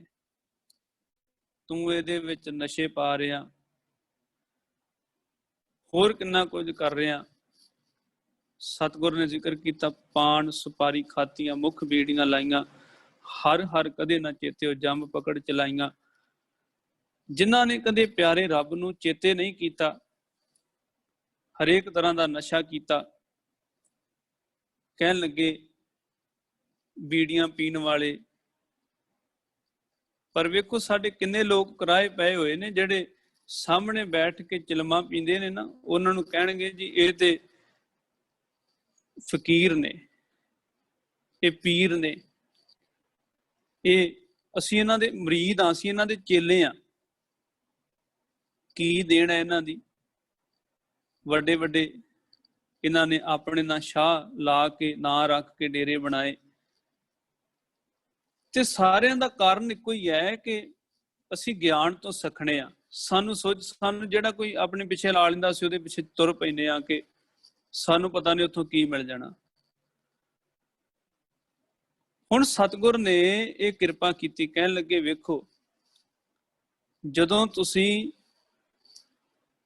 ਉਸ ਵਾਹਿਗੁਰੂ ਦੇ ਰਾਹ ਤੇ ਤੁਰ ਪਾਓਗੇ, ਸਿਫਤ ਕਰਨੀ ਸ਼ੁਰੂ ਕਰੋਗੇ, ਤੇ ਉਹਦੇ ਤੋਂ ਬਾਅਦ ਇਹ ਨਸ਼ੇ ਵਾਲੀ ਲੱਤ ਛੱਡੋਗੇ ਤੇ ਤੁਹਾਡਾ ਭਲਾ ਹੋਏਗਾ। ਕੀ ਕੀਤਾ? ਸਤਿਗੁਰ ਦੇ ਬਚਨ ਮੰਨੇ ਤੇ ਸਾਰਾ ਕੁਝ ਇਧਰੋਂ ਛੱਡ ਕੇ ਤੇ ਗੁਰੂ ਵਾਲੇ ਪਾਸੇ ਤੁਰ ਪਿਆ। ਹੁਣ ਜਦੋਂ ਬਿਲਕੁਲ ਠੀਕ ਹੋ ਗਿਆ, ਉਹਦੇ ਤੋਂ ਬਾਅਦ ਇੱਕ ਦਿਨ ਫਿਰ ਉਸੇ ਸੰਗਤ ਵਿੱਚ ਚਲੇ ਗਿਆ। ਹੁਣ ਹੁੰਦਾ ਨਾ ਏਦਾਂ, ਕੋਈ ਨਸ਼ਾ ਕਰਨ ਵਾਲਾ ਹੋਵੇ ਤੇ ਉਹਦਾ ਇੱਕ ਦਾ ਸਾਥੀ ਹੁੰਦਾ, ਜੇ ਘਰ ਵਾਲੇ ਉਹਨੂੰ ਬਿਠਾਉਣ ਛਡਾਉਣ, ਜੋ ਫਿਰ ਉਹਨੂੰ ਆਵਾਜ਼ ਮਾਰਨ ਆ ਜਾਏ ਜਾਂ ਇੱਧਰ ਉੱਧਰ ਲੰਘ ਕੇ ਦਿਸ ਪਵੇ ਤੇ ਅਸੀਂ ਸੁਭਾਵਿਕ ਹੀ ਕਹਿੰਦੇ ਆ ਕਿ ਇਹਨੇ ਬਹੁਤ ਜ਼ਿਆਦਾ ਸਾਡੇ ਘਰ ਦੇ ਮੈਂਬਰ ਨੂੰ ਖਰਾਬ ਕੀਤਾ ਹੋਇਆ, ਇਹ ਆਪ ਵੀ ਇਸ ਰਾਹ ਤੇ ਤੁਰਿਆ ਤੇ ਦੂਜਿਆਂ ਨੂੰ ਵੀ ਇਹਨੇ ਆਪਣੇ ਨਾਲ ਇਸ ਰਾਹ ਤੇ ਤੋਰਿਆ ਹੋਇਆ। ਫਿਰ ਇੱਕ ਦਿਨ ਆਪਣੇ ਪੁਰਾਣੇ ਮਿੱਤਰਾਂ ਨਾਲ ਉਸ ਸੰਗਤ ਵਿੱਚ ਚਲੇ ਗਿਆ। ਹੁਣ ਉੱਥੇ ਤੇ ਉਹੀ ਕੁਝ ਮਿਲਣਾ ਸੀ ਜੋ ਹੈ। ਇਹ ਗੱਲ ਆਪਣੇ ਚੇਤੇ 'ਚ ਰੱਖ ਲਈਏ, ਜਿੱਥੇ ਜੋ ਹੈ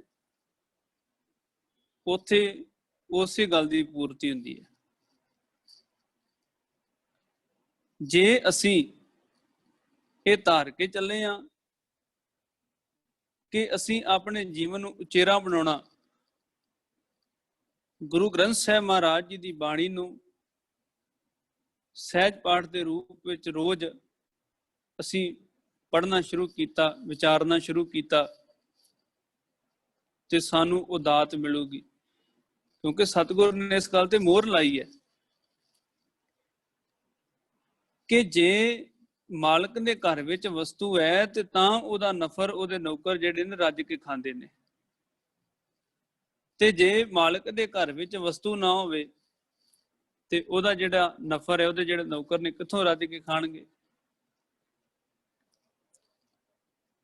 ਉੱਥੇ ਚਲੇ ਗਿਆ ਮਲੂਕਾ ਚੌਧਰੀ, ਫਿਰ ਆਪਣੇ ਪੁਰਾਣੇ ਅੱਡੇ ਤੇ ਜਦੋਂ ਗਿਆ, ਉਹਨੂੰ ਆਖਿਆ ਕਿ ਤੂੰ ਕਿਸ ਪਾਸੇ ਤੁਰ ਪਿਆ, ਆ ਵੇਖ ਕਿੰਨਾ ਆਨੰਦ ਵਾਲਾ ਜੀਵਨ ਹੈ, ਕਿੰਨੀ ਮੌਜ ਹੈ, ਇੱਥੇ ਬੜਾ ਆਨੰਦ ਹੈ।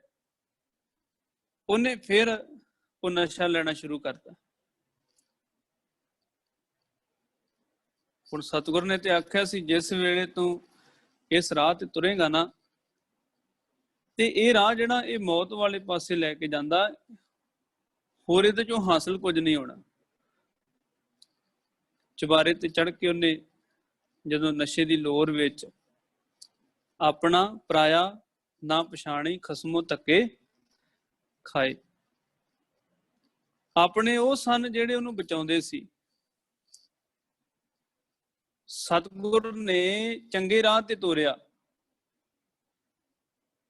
ਪਰ ਫਿਰ ਪਰਾਇਆਂ ਦੀ ਸੰਗਤ ਵਿੱਚ ਗਿਆ, ਆ ਕੇ ਕਬੋਲ ਬੋਲਣੇ ਸ਼ੁਰੂ ਕੀਤੇ। ਕਹਿਣ ਲੱਗਾ, ਵੇਖਦੇ ਆ ਕਿ ਮੈਨੂੰ ਕੀ ਹੁੰਦਾ, ਤੁਸੀਂ ਆਖਦੇ ਸੀ। ਵੇਖੋ ਅੱਜ ਮੈਂ ਫਿਰ ਨਸ਼ਾ ਕੀਤਾ ਹੈ, ਅੱਜ ਮੈਂ ਫਿਰ ਨਸ਼ਾ ਕਰਕੇ ਆਇਆ, ਕੀ ਹੋਏਗਾ। ਹੁਣ ਉਹ ਨਸ਼ਾ ਕਰਨ ਨਾਲ ਫਿਰ ਮਿਰਗੀ ਦਾ ਦੌਰਾ ਪਿਆ, ਤੇ ਇਤਿਹਾਸ ਲਿਖਦਾ ਕਿ ਉਹ ਆਪਣੀ ਛੱਤ ਤੋਂ ਡਿੱਗ ਕੇ ਇਸ ਸੰਸਾਰ ਤੋਂ ਚਲੇ ਗਿਆ। ਤੇ ਸਾਨੂੰ ਇਹ ਸਿੱਖਿਆ ਇਤਿਹਾਸ ਵਿੱਚੋਂ ਮਿਲਦੀ ਹੈ ਕਿ ਸਤਿਗੁਰ ਜੀ ਸਾਡੇ ਵਾਸਤੇ ਕਿੰਨਾ ਕੀਮਤੀ ਖਜ਼ਾਨਾ ਛੱਡ ਕੇ ਗਏ। ਜਿੱਥੇ ਆਪਣੇ ਤੇ ਪਰਾਏ ਦੀ ਪਹਿਚਾਣ ਨਹੀਂ ਰਹਿੰਦੀ, ਮਾਲਕ ਦੇ ਦਰ ਤੋਂ ਵੀ ਧੱਕੇ ਮਿਲਦੇ ਨੇ। ਸਾਹਿਬ ਕਹਿੰਦੇ ਉਹ ਕੰਮ ਨਾ ਕਰ। ਜਿਤ ਪੀਤੈ ਖਸਮ ਵਿਸਰੈ, ਜਿਸ ਨੂੰ ਪੀਣ ਨਾਲ ਖਸਮ ਮਾਲਕ ਵਿਸਰ ਜਾਏ। ਹੁਣ ਸਾਡਾ ਰਾਹ ਕੀ ਹੈ, ਸਾਡੀ ਮੰਜ਼ਿਲ ਕੀ ਹੈ, ਅਸੀਂ ਕੀ ਚਾਹੁੰਦੇ ਹਾਂ ਕੀ ਹੋਵੇ। ਬਾਰ-ਬਾਰ ਇੱਕੋ ਹੀ ਬਚਨ ਅਸੀਂ ਪੜਾਂਗੇ ਕਿ ਮਾਲਕ ਸਾਡੇ ਚੇਤੇ 'ਚ ਰਵੇ, ਉਹ ਸਾਨੂੰ ਕਦੇ ਨਾ ਭੁੱਲੇ। ਗੁਰਸਿੱਖਾਂ ਦਾ ਜਿਹੜਾ ਮੇਨ ਮੰਤਵ ਇਹੀ ਹੈ ਕਿ ਮਾਲਕ ਉਹਨਾਂ ਨੂੰ ਕਦੇ ਨਾ ਭੁੱਲੇ। ਅਕਾਲ ਪੁਰਖ ਵਾਹਿਗੁਰੂ ਹਰ ਵੇਲੇ ਉਹਨਾਂ ਨੂੰ ਚੇਤੇ 'ਚ ਰਵੇ। ਪਰ ਇੱਥੇ ਜਿਸ ਦਾ ਸੇਵਨ ਕਰਨ ਨਾਲ ਸਤਿਗੁਰ ਜੀ ਕਹਿੰਦੇ ਖਸਮ ਵਿਸਰ ਜਾਏ, ਮਾਲਕ ਵਿਸਰ ਜਾਏ, ਦਰਗਹਿ ਮਿਲੈ ਸਜਾਏ, ਉਹ ਸਜ਼ਾ ਦਾ ਭਾਗੀਦਾਰ ਵੀ ਹੈ। ਹੁਣ ਹਰ ਸਿੱਖ ਨੇ, ਹਰ ਪਿਆਰੇ ਨੇ ਗੁਰੂ ਗ੍ਰੰਥ ਸਾਹਿਬ ਮਹਾਰਾਜ ਤੋਂ ਅਗਵਾਈ ਲੈਣੀ। ਤੇ ਜੇ ਉਹ ਇਹ ਆਖੇ ਸਾਡੇ ਆਗੂ, ਸਾਡੇ ਸਿਆਸਤਦਾਨ ਸਾਨੂੰ ਇਹਨਾਂ ਕੰਮਾਂ ਤੋਂ ਰੋਕਣ, ਤੇ ਨਹੀਂ ਹੋਣਾ। ਇਹਦੇ ਤੋਂ ਵੱਡੀ ਮਿਸਾਲ ਕੀ ਹੋ ਸਕਦੀ ਹੈ। ਖਾਣ ਪੀਣ ਦੀਆਂ ਵਸਤੂਆਂ, ਆਵਾਜਾਈ ਦੇ ਸਾਧਨ ਬੰਦ ਨੇ। ਮਹਾਂਮਾਰੀ ਵਿੱਚ ਜੋ ਕਰੋਨਾ ਦਾ ਸੰਕਟ ਪਿਆ, ਤੇ ਸਰਕਾਰਾਂ ਨੇ ਸ਼ਰਾਬ ਦੇ ਠੇਕੇ ਖੋਲ ਦਿੱਤੇ। ਕੀ ਕਵਾਂਗੇ, ਉਹ ਬਚਾਉਣ ਵਾਸਤੇ ਨੇ। ਜਿੱਥੇ ਬੰਦੇ ਦਾ ਆਰਥਿਕ ਨੁਕਸਾਨ ਹੁੰਦਾ, ਉੱਥੇ ਸਰੀਰਕ ਵੀ ਹੁੰਦਾ ਤੇ ਮਾਨਸਿਕ ਵੀ ਹੁੰਦਾ। ਹੁਣ ਇਹਦਾ ਮਤਲਬ ਇਹ ਹੈ ਕਿ ਆਪਾਂ ਕਿਸੇ ਤੋਂ ਆਸ ਨਹੀਂ ਰੱਖ ਸਕਦੇ ਵੀ ਉਹ ਸਾਨੂੰ ਇਸ ਕੰਮ ਤੋਂ ਰੋਕਣ, ਸਾਨੂੰ ਇਹ ਕਹਿਣ ਪਿੰਡਾਂ 'ਚ, ਸ਼ਹਿਰਾਂ 'ਚ, ਮੁਹੱਲਿਆਂ 'ਚ ਆ ਕੇ ਕਿ ਤੁਸੀਂ ਸ਼ਰਾਬ ਨਹੀਂ ਪੀਣੀ, ਕਿਉਂਕਿ ਉਹ ਆਪ ਭ੍ਰਸ਼ਟ ਲੋਕ ਨੇ। ਉਹ ਆਪ ਇਹਨਾਂ ਚੀਜ਼ਾਂ ਦਾ ਸੇਵਨ ਕਰਨ ਵਾਲੇ ਨੇ। ਉਹ ਆਪ ਆਪਣੇ ਬਿਆਨ ਵਿੱਚ ਇਹ ਗੱਲ ਕਹਿੰਦੇ ਨੇ ਕਿ ਸਾਡਾ ਬਜਟ ਜਿਹੜਾ ਹੈ ਉਹ ਇਹਨਾਂ ਨਸ਼ਾ ਕਰਨ ਵਾਲਿਆਂ ਤੋਂ ਚੱਲਦਾ ਹੈ। ਹੁਣ ਨਾ ਤੇ ਉਹਨਾਂ ਨੂੰ ਸਾਡੀ ਭਾਸ਼ਾ ਨਾਲ, ਸਾਡੀ ਬੋਲੀ ਨਾਲ, ਨਾ ਉਹਨਾਂ ਨੂੰ ਸਾਡੇ ਹੱਕਾਂ ਨਾਲ ਕੋਈ ਵਾਸਤਾ ਨਹੀਂ। ਜਿਹੜਾ ਅਸੀਂ ਜੀਵਨ ਐਸ਼ਪ੍ਰਸਤੀ ਵਾਲਾ ਬਸਰ ਕਰਦੇ ਆ ਨਾ, ਉਹਨਾਂ ਨੂੰ ਉਹਦੇ ਨਾਲ ਹੈ ਕਿ ਅਸੀਂ ਜੋ ਕਰਦੇ ਉਹਦੀ ਪੂਰਤੀ ਕਿੱਥੋਂ ਕਰਨੀ ਹੈ, ਤੇ ਜਿੱਥੋਂ ਅਸੀਂ ਉਹਦੀ ਪੂਰਤੀ ਕਰਨੀ ਹੈ ਅਸੀਂ ਉਹ ਚੀਜ਼ ਮੁਹੱਈਆ ਕਰਾਵਾਂਗੇ। ਜਿਸ ਨੂੰ ਪੀਣ ਨਾਲ ਸਤਿਗੁਰੂ ਗੁਰੂ ਅਮਰਦਾਸ ਮਹਾਰਾਜ ਕਹਿੰਦੇ ਮਾਲਕ ਵਿਸਰ ਜਾਵੇ ਤੇ ਇਸ ਦਰਗਾਹ 'ਚ ਸਜ਼ਾ ਮਿਲੇ, ਬੰਦਾ ਸਾਰਾ ਕੁਝ ਗਵਾ ਕੇ ਆਖੇ ਕਿ ਮੈਂ ਤੇ ਇਹ ਸੋਚਦਾ ਸੀ ਸ਼ਾਇਦ ਇਹਦੇ ਵਿੱਚ ਬੜਾ ਸਕੂਨ ਹੈ, ਪਰ ਮੈਂ ਤੇ ਸਾਰਾ ਕੁਝ ਬਰਬਾਦ ਕਰ ਲਿਆ। ਇਸ ਕਰਕੇ ਆਖਿਆ ਝੂਠਾ ਮਦ ਮੂਲ ਨਾ ਪੀਚਈ, ਜੇ ਕਾ ਪਾਰ ਵਸਾਏ। ਇਹਨੇ ਤੈਨੂੰ ਪਾਰ ਨਹੀਂ ਕਰਨਾ, ਇਸ ਕਰਕੇ ਇਸ ਝੂਠੇ ਮਦ ਨੂੰ ਨਾ ਪੀ, ਇਹਨੂੰ ਛੱਡ ਦੇ। ਹੁਣ ਕਹਿਣ ਲੱਗੇ ਕਰਨਾ ਕੀ ਹੈ?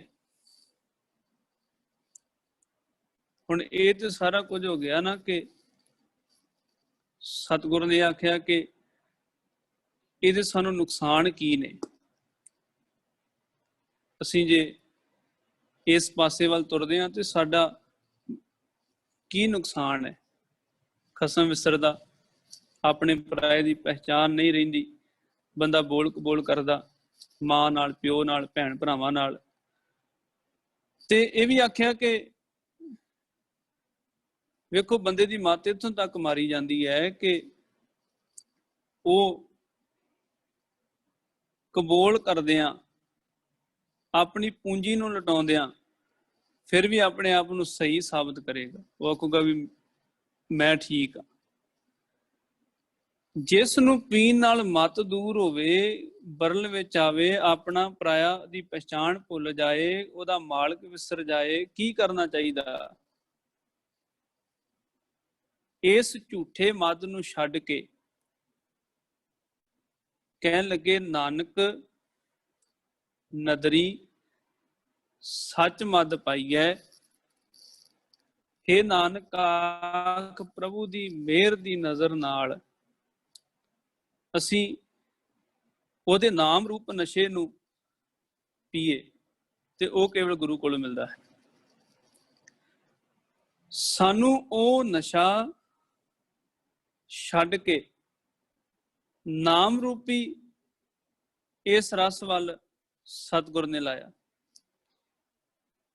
ਹੁਣ ਇਹ ਬੜੀ ਕੀਮਤੀ ਗੱਲ ਹੈ। ਸਦਾ ਸਾਹਿਬ ਕੈ ਰੰਗ ਰਹਿ, ਮਹਿਲੀ ਪਾਵੈ ਥਾਉ। ਹੁਣ ਇਹ ਕਹਿਣ ਲੱਗੇ ਉਹਦੇ ਮਹਿਲ ਵਿੱਚ ਥਾਂ ਪਾਉਣ ਵਾਲੇ, ਉਹਨਾਂ ਨੂੰ ਉਹਦੇ ਰੰਗ ਵਿੱਚ ਰਤਿਆ ਰਹਿਣਾ ਪੈਣਾ। ਰੰਗ 'ਚ ਰਤਿਆ ਰਹਿਣ ਲਈ ਉਹਨਾਂ ਨੂੰ ਗਿਆਨ ਦੀ, ਧਿਆਨ ਦੀ, ਉੱਚੇ ਆਚਰਣ ਦੀ, ਉੱਚੇ ਕਿਰਦਾਰ ਦੀ, ਇਹਨਾਂ ਚੀਜ਼ਾਂ ਦੀ ਲੋੜ ਪੈਣੀ। ਹੁਣ ਇਹ ਸਾਰਾ ਕੁਝ ਕਰਨ ਲਈ ਉਹਨੂੰ ਰੋਜ਼ ਦਾ ਅਭਿਆਸੀ ਹੋਣਾ ਪੈਣਾ। ਜਿੱਦਾਂ ਅਸੀਂ ਇਹ ਯਤਨ ਕਰ ਰਹੇ ਹਾਂ ਕਿ ਇੱਕ ਕੈਂਪ ਦੇ ਰੂਪ ਵਿੱਚ ਰੋਜ਼ ਗੁਰਮਤਿ ਵਿਚਾਰਾਂ ਹੁੰਦੀਆਂ ਨੇ ਕਿਸੇ ਵਿਸ਼ੇ ਤੇ। ਹੁਣ ਇੱਥੋਂ ਸਾਨੂੰ ਕੇਵਲ ਪਤਾ ਲੱਗ ਸਕਦਾ, ਗਿਆਨ ਮਿਲ ਸਕਦਾ, ਪਰ ਅੱਗੇ ਧਿਆਨ ਸੁਰਤ ਦਾ ਸੰਬੰਧ ਸ਼ਬਦ ਨਾਲ ਹੋਵੇ, ਉਹਦੇ ਵਾਸਤੇ ਸਾਹਿਬ ਕਹਿੰਦੇ ਉਹਦੇ ਰੰਗ ਵਿੱਚ ਜਦੋਂ ਅਸੀਂ ਰਤੇ ਜਾਵਾਂਗੇ, ਸਦਾ ਸਾਹਿਬ ਕੇ ਰੰਗ ਰਹਿ ਮਹਿਲੀ ਪਾਵੇ ਥਾਉ। ਹੋ ਇਹਦੇ ਤੋਂ ਉਲਟ ਰਿਹਾ, ਹਰੇਕ ਉਹਦੇ ਮਹਿਲ ਵਿੱਚ ਜਾਣਾ ਚਾਹੁੰਦਾ, ਪਰ ਉੱਥੇ ਕਹਿੰਦੇ ਸੇਵਾ ਥੋੜੀ ਮੰਗਣ ਬਹੁਤਾ, ਮਹਿਲ ਨਾ ਪਾਵੇ ਕਹਿ ਤੋ ਪਹੁਤਾ। ਕੀ ਹੈ ਕਿ ਅਸੀਂ ਜੋ ਕਰਨਾ ਚਾਹੀਦਾ ਉਹ ਨਹੀਂ ਕਰਦੇ, ਸਾਡੀ ਉਹ ਸੇਵਾ ਨਹੀਂ। ਸਦਾ ਸਾਹਿਬ ਕੈ ਰੰਗ ਰਹਿ ਮਹਿਲੀ ਪਾਵੈ ਥਾਉ।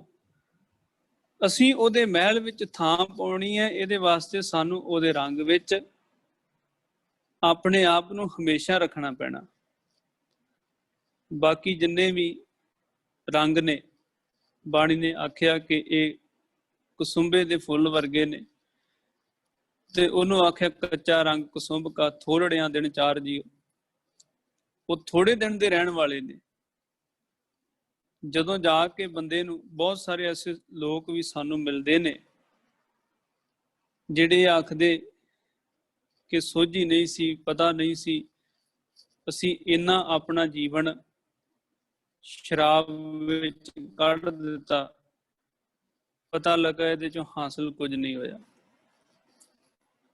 ਬੰਦਾ ਸੋਚਦਾ ਕਿ ਮੈਂ ਇਹਨੂੰ ਪੀ ਰਿਹਾ, ਪਰ ਅਸਲ ਵਿੱਚ ਸ਼ਰਾਬ ਬੰਦੇ ਨੂੰ, ਘਰਾਂ ਨੂੰ, ਉਹਦੀ ਕਮਾਈ ਨੂੰ, ਉਹਦੇ ਬੱਚਿਆਂ ਦੇ ਹੱਕ ਨੂੰ ਖੋ ਰਹੀ ਹੈ।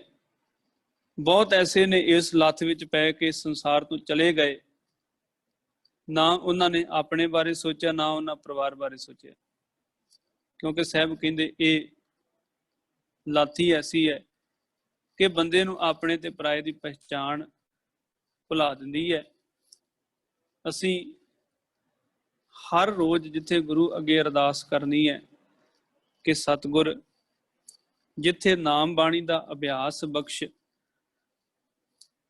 ਉੱਥੇ ਸਾਨੂੰ ਐਸੀ ਸੰਗਤ ਤੋਂ ਬਚਾ ਕੇ ਰੱਖ ਜਿਹਦੇ ਨਾਲ ਸਾਡਾ ਜਿਹੜਾ ਜੀਵਨ ਹੈ ਉਹ ਔਗਣਾ ਦੀ ਖਾਈ ਵਾਲੇ ਪਾਸੇ ਨਾ ਜਾਏ।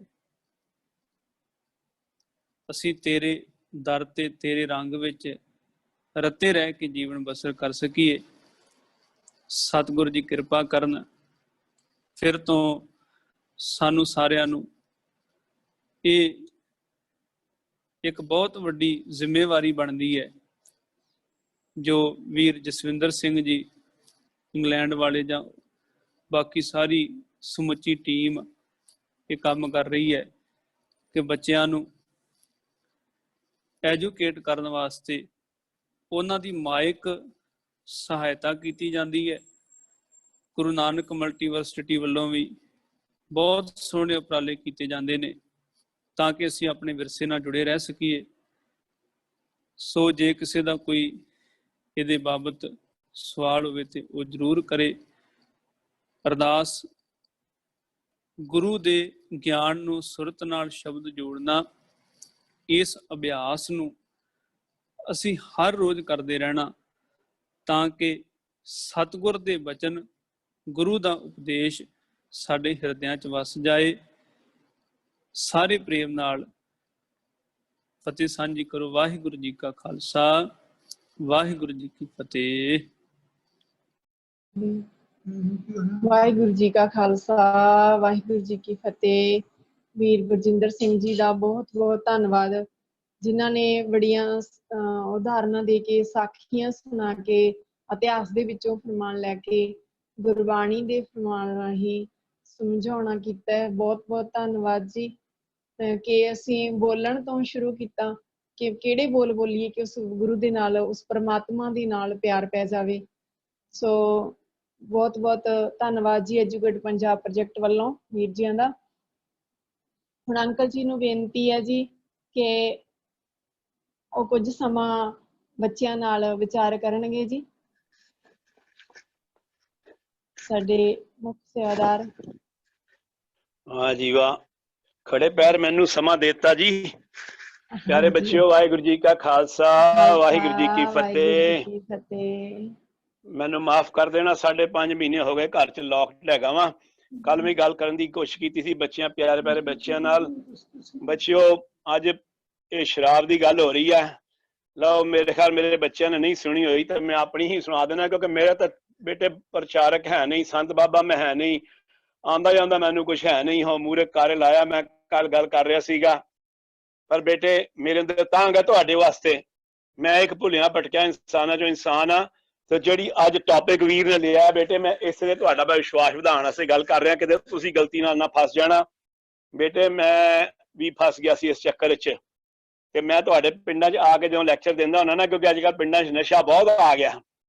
ਤੇ ਬੇਟਾ ਜੀ, ਪਰ ਪਾਠ ਬਾਣੀ ਤਾਂ ਸ਼ੁਰੂ ਤੋਂ ਛੋਟੇ ਹੁੰਦੇ ਸਾਡੇ ਮਾਪਾ ਦਾ ਕਰਾਉਂਦੇ ਸੀ, ਸਾਨੂੰ ਕਰਾਈ ਸੀਗੀ। ਪਰ ਮੈਂ ਵੀ 19 ਪੈਸੇ ਜ਼ਿਆਦਾ ਆ ਜਾਣ ਤੇ ਫਿਰ ਬੰਦਾ ਭਟਕ ਜਾਂਦਾ ਨਾ। ਪੈਸਾ ਚੀਜ਼ ਹੀ ਅਸੀਂ ਜੇ ਖਿਆਲ ਰੱਖਣਾ। ਸੋ 10 ਵੀ ਭੁੱਟ ਗਿਆ। 4 ਸਾਲ ਹੋਏ ਸੀ ਇੰਗਲੈਂਡ ਆਇਆ। ਪੈਸਾ ਬੜਾ ਇੱਥੇ ਮਿਹਨਤ ਕੀਤੀ ਹੈ, ਪੈਸਾ ਮਿਲ ਜਾਂਦਾ ਕਿਉਂਕਿ ਇੱਥੇ ਮਹਾਰਾਜ ਦੀ ਕਿਰਪਾ, ਕਿਉਂਕਿ ਇੱਥੇ ਸੱਚ ਚੱਲਦਾ ਹੈ। ਸੋ ਬੇਟਾ ਜੀ ਫਿਰ ਮੈਂ ਭੁੱਲ ਗਿਆ, ਭਟਕ ਗਿਆ ਔਰ ਮੈਂ ਨਸ਼ਾ ਕਰਨਾ ਸ਼ੁਰੂ ਕਰ ਦਿੱਤਾ। ਪਤਾ ਨਹੀਂ ਬਾਬਾ ਜੀ ਨੇ ਸਾਰੇ ਤਜਰਬੇ ਮੇਰੀ ਜ਼ਿੰਦਗੀ 'ਚ ਕਰਾਣੇ ਸੀਗੇ ਤਾਂ ਕਿ ਮੈਂ ਸ਼ਾਇਦ ਕਿਸੇ ਹੋਰ ਦਾ ਭਲਾ ਕਰਨਾ ਹੋਵੇ, ਜਿਵੇਂ ਗੁਰੂ ਸਾਹਿਬ ਮੇਰੇ ਤੋਂ ਕਰਾ ਰਹੇ ਆ। ਤੋ ਬੱਚਿਓ ਫਿਰ ਮੈਂ 1972 ਤੋਂ ਲੈ ਕੇ 1981 ਤੱਕ ਬੱਚਿਓ ਬਹੁਤ ਸਾਰੇ ਬੱਚਿਆਂ ਨੂੰ ਮੈਂ ਗੱਲ ਦੱਸੀ ਨਹੀਂ ਹੋਈ। ਮੈਂ ਪਿੰਡਾਂ 'ਚ ਜਾ ਕੇ ਤੁਹਾਡੇ ਮਾਤਾ ਪਿਤਾ ਨੂੰ ਜ਼ਰੂਰ ਦੱਸਦਾ ਹੁੰਦਾ, ਬਈ ਪਿੰਡ ਵਾਲਿਓ ਇਹ ਤੁਸੀਂ ਕੀ ਨਸ਼ਾ ਕੀਤਾ ਹੋਣਾ ਹੈ, ਇਹ 10 ਪਿੰਡਾਂ ਦੇ ਸ਼ਰਾਬੀ ਇਕੱਠੇ ਕਰ ਲਓ, ਇਹਨਾਂ ਨੇ ਨਸ਼ਾ ਨਹੀਂ ਕੀਤਾ ਜਿੰਨਾ ਮੈਂ ਇਕੱਲੇ ਨੇ ਕੀਤਾ ਬੇਟੇ ਜੀ। ਸੋ ਅੱਜ ਦੀ ਕੀਮਤ 80,000 ਰੁਪਏ ਹਫ਼ਤੇ ਦੀ ਸ਼ਰਾਬ ਪੀਣ ਵਾਲਾ ਬਾਬਾ ਜੀ ਤੁਹਾਡਾ, ਜਿਹਨੂੰ ਤੁਸੀਂ ਬਾਬਾ ਜੀ ਕਹਿੰਦੇ ਹੋ, ਤੁਸੀਂ ਸਮਝੋ ਕਿ ਮੈਂ ਕੋਈ ਗੁਰੂ ਨਾਨਕ ਹੈਗਾ। ਬੇਟੇ ਨਹੀਂ ਬੇਟੇ, ਮੈਂ ਭੁੱਲਿਆ ਭਟਕਿਆ ਜੋ ਹੈਗਾ, ਮੈਨੂੰ ਤਾਂ 2 ਵਾਰੀ ਜੰਮ ਕੇ ਮਰ ਜਾਵਾਂ ਨਹੀਂ ਬਖਸ਼ਿਆ ਜਾਹਦਾ। ਪਰ ਮੇਰਾ ਬਾਬਾ ਬੜਾ ਦਿਆਲੂ ਜੇ ਬੱਚਿਓ, ਬੜਾ ਦਿਆਲੂ ਜੇ। ਗਲਤੀਆਂ ਇਨਸਾਨ ਕੋਲੋਂ ਹੁੰਦੀਆਂ ਨੇ, ਪਰ ਇੱਕ ਵਾਰੀ ਗਲਤੀ ਹੋ ਜਾਏ, ਜੇ ਦੁਬਾਰਾ ਗਲਤੀ ਨਾ ਕਰੋ ਤੇ ਉਹਦੀ ਮਾਫੀ ਹੈਗੀ ਜੇ ਬੱਚਿਓ। ਨੋਟ ਕਰ ਲੈਣਾ ਪੁਆਇੰਟ, ਤੁਸੀਂ 100 ਸਾਲ ਦਾ ਜਾਣਾ ਸਾਰੇ ਬੱਚਿਆਂ ਨੇ, ਹੈ ਨਾ। ਨਾ ਗਲਤੀ ਕਰਨਾ ਬੇਟੇ, ਇਹ ਨਾ ਹੋਵੇ ਕਿ ਹੁਣ ਇੱਕ ਵਾਰੀ ਗਲਤੀ ਕਰ ਲੈਣੇ ਤੇ ਫਿਰ ਨਹੀਂ ਕਰਾਂਗੇ। ਨਾ ਕਰਨਾ ਬੇਟੇ, ਨਾ ਕਰਨਾ, ਹੈ ਨਾ। ਤੁਹਾਡੇ ਜ਼ਿੰਦਗੀ ਦੇ ਮੈਂ 9 ਸਾਲ ਬਚਾਵਾਂਗਾ, ਤੁਹਾਨੂੰ ਬਾਬਾ ਉੱਥੇ ਹੀ ਲਿਜਾਏਗਾ ਜਿੱਥੇ ਤੱਕ ਬੇਟੇ ਅਸਾਂ ਜਾਣਾ ਚਾਹੁੰਦੇ ਹਾਂ ਸਾਰੇ ਨਾ। ਵੱਡੀਆਂ ਕਾਰਾਂ, ਵੱਡੀਆਂ ਕੋਠੀਆਂ, ਵੱਡੇ ਬੰਗਲੇ, ਵੱਡੇ ਇੰਗਲੈਂਡ, ਅਮਰੀਕਾ, ਕੈਨੇਡਾ, ਦੁਨੀਆ ਬੇਟੇ ਸਾਰਾ ਦੁਨੀਆ ਫੇਰਿਆ ਮੈਂ, ਦੁਨੀਆ ਦਾ ਕੋਈ ਮੁਲਕ ਨਹੀਂ ਮੈਂ ਛੱਡਿਆ ਬੱਚਿਓ।